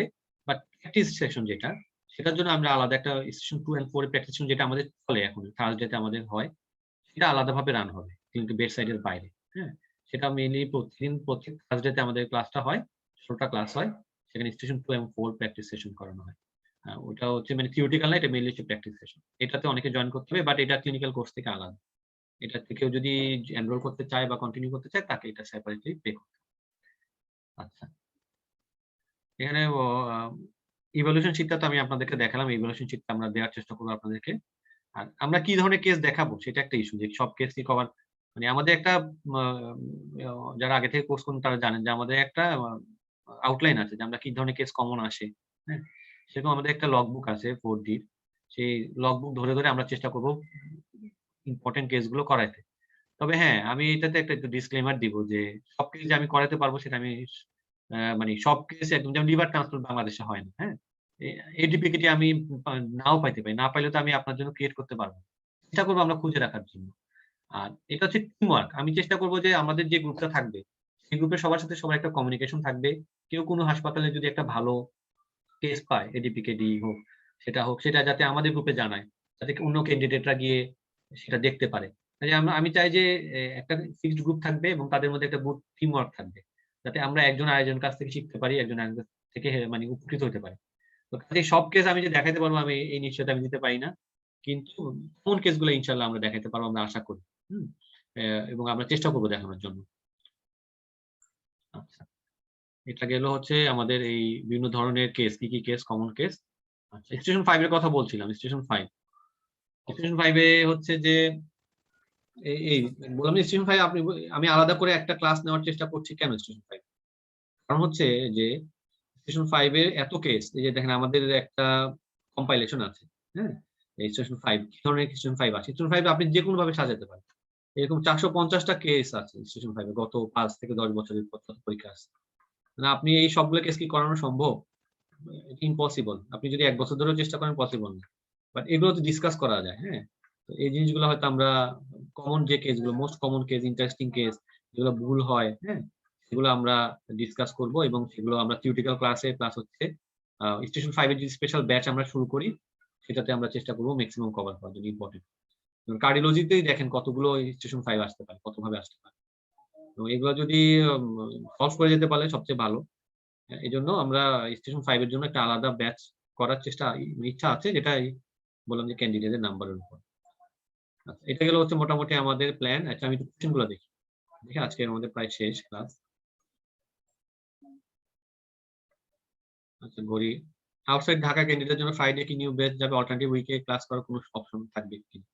অল্টারনেটিভ উইকেটটার জন্য আমাদের একটু ডিফিকাল্ট। কারণ অল্টারনেটিভ উইকে তো ও তাহলে ব্যাচ আমি ওইভাবে রান করানো ইয়ে করা যাবে না। তবে যদি আপনাদের একসাথে ৫-৬ জন থাকে, মিনিমাম 5 to 6, দেন ওইটা আলাদাভাবে এরেঞ্জ করা হয়তো চেষ্টা করে দেখা যেতে পারে। আমাদের মানে এভরি উইকে ক্লাস নেওয়াটাই আমাদের প্ল্যান। আচ্ছা। ট্রেনিং করা কি ম্যান্ডেটরি? একজন কোয়েশ্চেন করেছে। ট্রেনিং করাটা ম্যান্ডেটরি না, বাট অনেকে ট্রেনিং না করে পাস করছে। বাট ট্রেনিং করলে ভালো। একটা বেসলাইন নলেজ থাকে, পেশেন্ট ওরিয়েন্টেশন থাকে। হ্যাঁ, করতে পারলে ভালো, বাট একদম ম্যান্ডেটরি না। অনেকে বেসিক সাবজেক্টে অনেকে পাস করছে। হ্যাঁ? অনেকে আছে যে শুধু কর্পোরেট জব করে কেস দেখে। কারণ আমাদের ট্রেনিং যে কেমন হয় এটা আমরা কম বেশি জানি। বিশেষ করে অনারারি ট্রেনিং গুলো তো অত ভালো হয় না আমাদের। কিছু, কিছু স্যার আছে যাদের ট্রেনিং ভালো, তাদের আন্ডারে করতে পারলে খুব ভালো হয়। আচ্ছা, একজন বলছে যে আউটসাইড কান্ট্রি থেকে উনি আসছে, would like to have some beds এর exam done in a quick way. আচ্ছা, ওই ভাইয়া বলতেছে যে উনি বাইরে থেকে আসবে, যেরকম বললাম যে অনেকে আছে যে একসাথে বাইরে থেকে আসবে অল্প সময়ের জন্য দেখে যেতে চায়। সেটাও ডিপেন্ড করতেছে যে আপনারা কয়জন ক্যান্ডিডেট আছে সেটার উপর। ক্যান্ডিডেট যদি আমাদের ৫-৬ জন থাকে, হয়তো আমরা একটা স্পেশাল অ্যারেঞ্জমেন্ট করতে পারব। আদারওয়াইজ আমাদের কমন ক্লাসের সাথে হয়তো আপনাকে জয়েন করতে হবে। একজন লিখেছেন যে ফ্রাইডে হলে বেস্ট। হ্যাঁ, ফ্রাইডে হলে ভাইয়া বেস্ট, এটা অবশ্যই ভালো। যেহেতু হসপিটাল গুলো ফুল থাকে।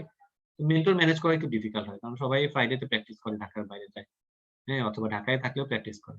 তবে ফ্রাইডে তে আমরা ব্যাচ একটা ইচ্ছা আছে আমাদের ডিসেম্বর থেকে একটা ব্যাচ করার। ফুল টাইম জব করে কি প্রিপারেশন নেওয়া রিকমেন্ড করেন? ফুল টাইম জব বলতে যদি আপনি অফিস আওয়ারের পরে যদি পেশেন্ট দেখতে পারেন, অবশ্যই প্রিপারেশন নেওয়া যাবে। বাট আপনি যদি একদমই পেশেন্ট দেখতে না পারেন, তাহলে তো এটা তো স্কিল বেসড, তাহলে তো আপনি পারবেন না একদমই ইয়ে করতে, পরীক্ষা দিতে পারবেন না। কাজে টাইম বের করতে হবে একটা অবশ্যই। ভাইজন ড্রেস কোডটা নিয়ে একটু বলবেন কি? পাঞ্জাবি পরে কি এক্সাম দেওয়া যাবে? আচ্ছা, পাঞ্জাবি পরে এক্সাম দেওয়াতে কোনো সমস্যা নাই, হ্যাঁ দিতে পারবেন। বাট ওই যে হাতা গুটায় নিতে হবে, হ্যাঁ।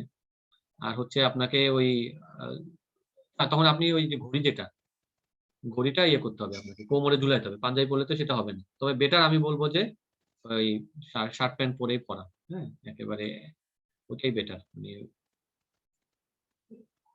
এবং আপনি যদি পাঞ্জাবি পরে পড়তে চান, সেক্ষেত্রে আপনি কিন্তু ওদেরকে একটু আগে থেকে ইনফর্ম করা বেটার যে আপনি আপনার ইচ্ছা যে আপনি পাঞ্জাবি। তবে ম্যাক্সিমাম আমি রিকমেন্ড করবো যে শার্ট প্যান্ট পরে পরীক্ষা দেওয়ার জন্য। আচ্ছা, এখানে বলছে would there be a special schedule for us station 134 for upcoming outside having short time of Spain? ওই যে ভাই ওই যেটা কোশ্চেন করছেন ওটা আনসার করলাম। If class due to some unavailable someone is there any way to cover it up? প্রথম কথা যে ভেরি ডিফিকাল্ট, হ্যাঁ কারণ হচ্ছে আপনি যদি একটা ব্যাচে সাপোজ ধরেন আপনি একটা ব্যাচে আপনি মিস করলেন, আরেক ব্যাচে 5 জন আছে, হ্যাঁ আপনি গিয়ে আবার ওইখানে গিয়ে আপনি আবার উপযাজক হয়ে আরেকজন ঢুকলেন, ওরা কি ইরিটেট হবে, মেন্টর কিন্তু পছন্দ করবে না জিনিসটা, তার জন্য এটা বার্ডেন হয়ে যাবে, হ্যাঁ।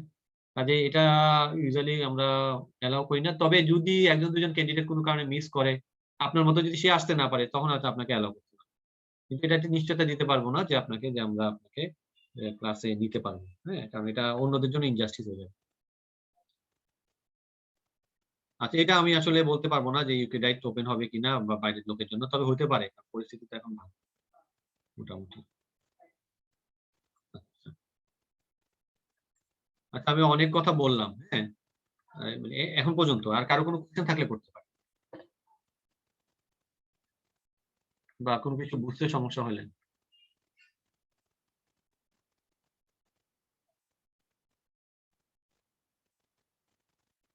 আচ্ছা, তাহলে প্রায় আমরা কাছে শেষ। অনেক লম্বা ক্লাস হয়ে গেছে অলরেডি, অনেকক্ষণ টানা কথা বললাম। যাই হোক, এখন ওই যে আরেকটা জিনিস মানে পেমেন্টটাও আমি আসলে আচ্ছা, এখানে একটা কোশ্চেন আসছে যে clinical class on Saturday online class হয়। অনলাইন ক্লাসটা আমরা ইউজুয়ালি করেছি টুয়েসডে, হ্যাঁ ক্লিনিক্যাল যে অনলাইন ক্লাসটা হবে সেটা হচ্ছে টুয়েসডে হবে, এবং সেটা ইউজুয়ালি রাত 8টা থেকে 9টার মধ্যে শুরু হবে। ইউজুয়ালি 8টার মধ্যে শুরু করার চেষ্টা করব। আচ্ছা, পেসের জন্য অনেক বই, হ্যাঁ এটা একটা কোশ্চেন, বই নিয়ে অনেকে ইয়ে থাকে যে আসলে কি ধরনের বই আমরা পড়া উচিত। মেইনলি হচ্ছে পেসেস এর জন্য দুটো বেসিক বই, মানে যেটা হচ্ছে যুগ যুগ ধরে পড়ে আসছে সবাই এবং পরীক্ষিত বই। সেই দুটো বই হচ্ছে ওএসটি রাইডার। ওএসটি রাইডার মানে একদম সব পড়তে হবে তা না। ওএসটির মধ্যে থেকে মেইনলি হচ্ছে 1-3 প্রেজেন্টেশন গুলো, হ্যাঁ ওএসটি থেকে শেখা, সাইন গুলো একটু দেখা, হ্যাঁ কোন সাইন কি বোঝায়, কমন কেস গুলো ওএসটি থেকে দেখতে হবে 1-3 এর জন্য। 2-4, হ্যাঁ 2-4 এর জন্য ওএসটিটা হচ্ছে একদম বেসিক, যে আপনি কি কোশ্চেন করবেন। ওএসটি যারা একটু ঘাটাঘাটি করছেন তারা বুঝতে পারবেন। ওএসটিতে কিন্তু কোনো কেস দেওয়া নাই, একটা সিম্পটম দেওয়া আছে, সিম্পটমটা আপনি কিভাবে আপনি অ্যাপ্রোচ করবেন সেটা, হ্যাঁ। আর এর ক্ষেত্রে যে রাইডারে দেখবেন যে একটা পুরো সিনারিও দেওয়া আছে, সিনারিও এক্সপ্লেনেশন দেওয়া আছে, হ্যাঁ ওরা কি কি এক্সপেক্ট করে দেওয়া আছে। কারণ 2 এর জন্য আমি বলবো দুইটা বই, আগে ওএসটিটা পড়বেন, ওএসটিটা রিডিং দিবেন, ওএসটি থেকে হিস্ট্রি টিকিংটা একটু শিখবেন, আর ইয়েতে ওই রাইডারে গিয়ে আপনারা আলটিমেটলি এটা করবেন, প্র্যাকটিসটা করবেন, ওই পার্টনারের সাথে হোক যেভাবে হোক প্র্যাকটিস করবেন রাইডারে। তাহলে গেল 4টাও রাইডারে ভালো আছে, হ্যাঁ আচ্ছা। তাহলে হচ্ছে আর 5 আপনি মেইনলি হচ্ছে কি যে কোনো বই যে একদম 100% কভার করে তা না। রাইডারটাও কিছু কিছু কেস ভালো, ওএসটিতে কিছু কিছু কেস ভালো। তবে 5টা আপনি নিজের মতো করে সাজাবেন, অল্প করে প্র্যাকটিস করার সময় অল্প করে নিজের মতো সাজাবেন। তবে দেখতে পারেন, এসব বই দেখতে পারেন। আর এর বাইরে যেমন এর বাইরে আপনি যদি রূপা বাসন্ত আছে বইটা ভালো, স্টেশন 5 এর জন্য কিছু কেস আছে ভালো, হ্যাঁ। তারপর হচ্ছে আপনি চাইলে যদি পড়তে চান অনেক কিছু পড়তে পারেন, হ্যাঁ। বাট এই 2টা বই পড়ার পরে তারপর অন্যগুলো পড়বেন। দেন হল একটা বই আছে অনেক মোটা, সেই বইটার মধ্যে মেইনলি কমিউনিকেশন গুলো খুব সুন্দর করে দেওয়া আছে। আর মাস্টার ক্লাস যেটা আছে এমআরসি অনেকে এমনিতেই পড়ে, ওই বইটাও কিন্তু খুব ভালো বই। যদি মাস্টার ক্লাসে বইগুলো একটু দেখতে পারেন, যখন আপনি নিউরোলজি পড়তেছেন নিউরোলজি মাস্টার ক্লাসটি একটু পড়ে চোখ বুলালেন, করতে পারলে ভালো। তো এত টাইম পাওয়া যায় না আসলে। যদি অনেক বছর ধরে প্রিপারেশন নেন, মানে আমাদের এখন কিন্তু সবার উদ্দেশ্য হচ্ছে অল্প সময়ের মধ্যে তাড়াতাড়ি পাস করে দেওয়া। এখন যারা ধরেন 2-3 বছর ধরে 4 বছর ধরে প্রিপারেশন নিচ্ছে তারা হয়তো এই বইগুলো পড়ে পড়ে বা খারাপ করছেন, বেশ কয়েকবার খারাপ করার পর পড়ে পড়ে। কিন্তু আপনাদের সবারই ইচ্ছা তো এক চান্সে পাস করা। সেক্ষেত্রে আশা করা আমরা এবং সামনের ডায়েটটা আমরা টার্গেট করব যে এবং যারা কাজেই আমি বলবো যে আগে এই 2টা বই আগে শেষ করেন, দেন আপনি অন্য বই। আর সেশন 4 এর জন্য আরেকটা বই বলবো যেটা একদম প্রিমিটিভ লেভেলের, ইকবাল খান একটা বই পাওয়া যায়, যদিও বা এটা একটু ব্যাকডেটেড এখন। একদম নতুন যারা শুরু করতেছেন ইকবাল খান স্টেশন 4 এর জন্য ইকবাল খানটা একটু দেখতে পারেন। ঠিক আছে, আর কারো কোনো কোশ্চেন আছে? আচ্ছা, তাহলে এখন হচ্ছে লাস্ট পার্ট যেটা, সেটা হচ্ছে মানে মানে আমাদের কোর্স পেমেন্ট। হ্যাঁ, এটা একটু সেনসিটিভ ইস্যু অবশ্যই, কারণ পেমেন্ট ইউজুয়ালি মানে আমি রেকর্ডিং এ রাখতে চাই না আসলে।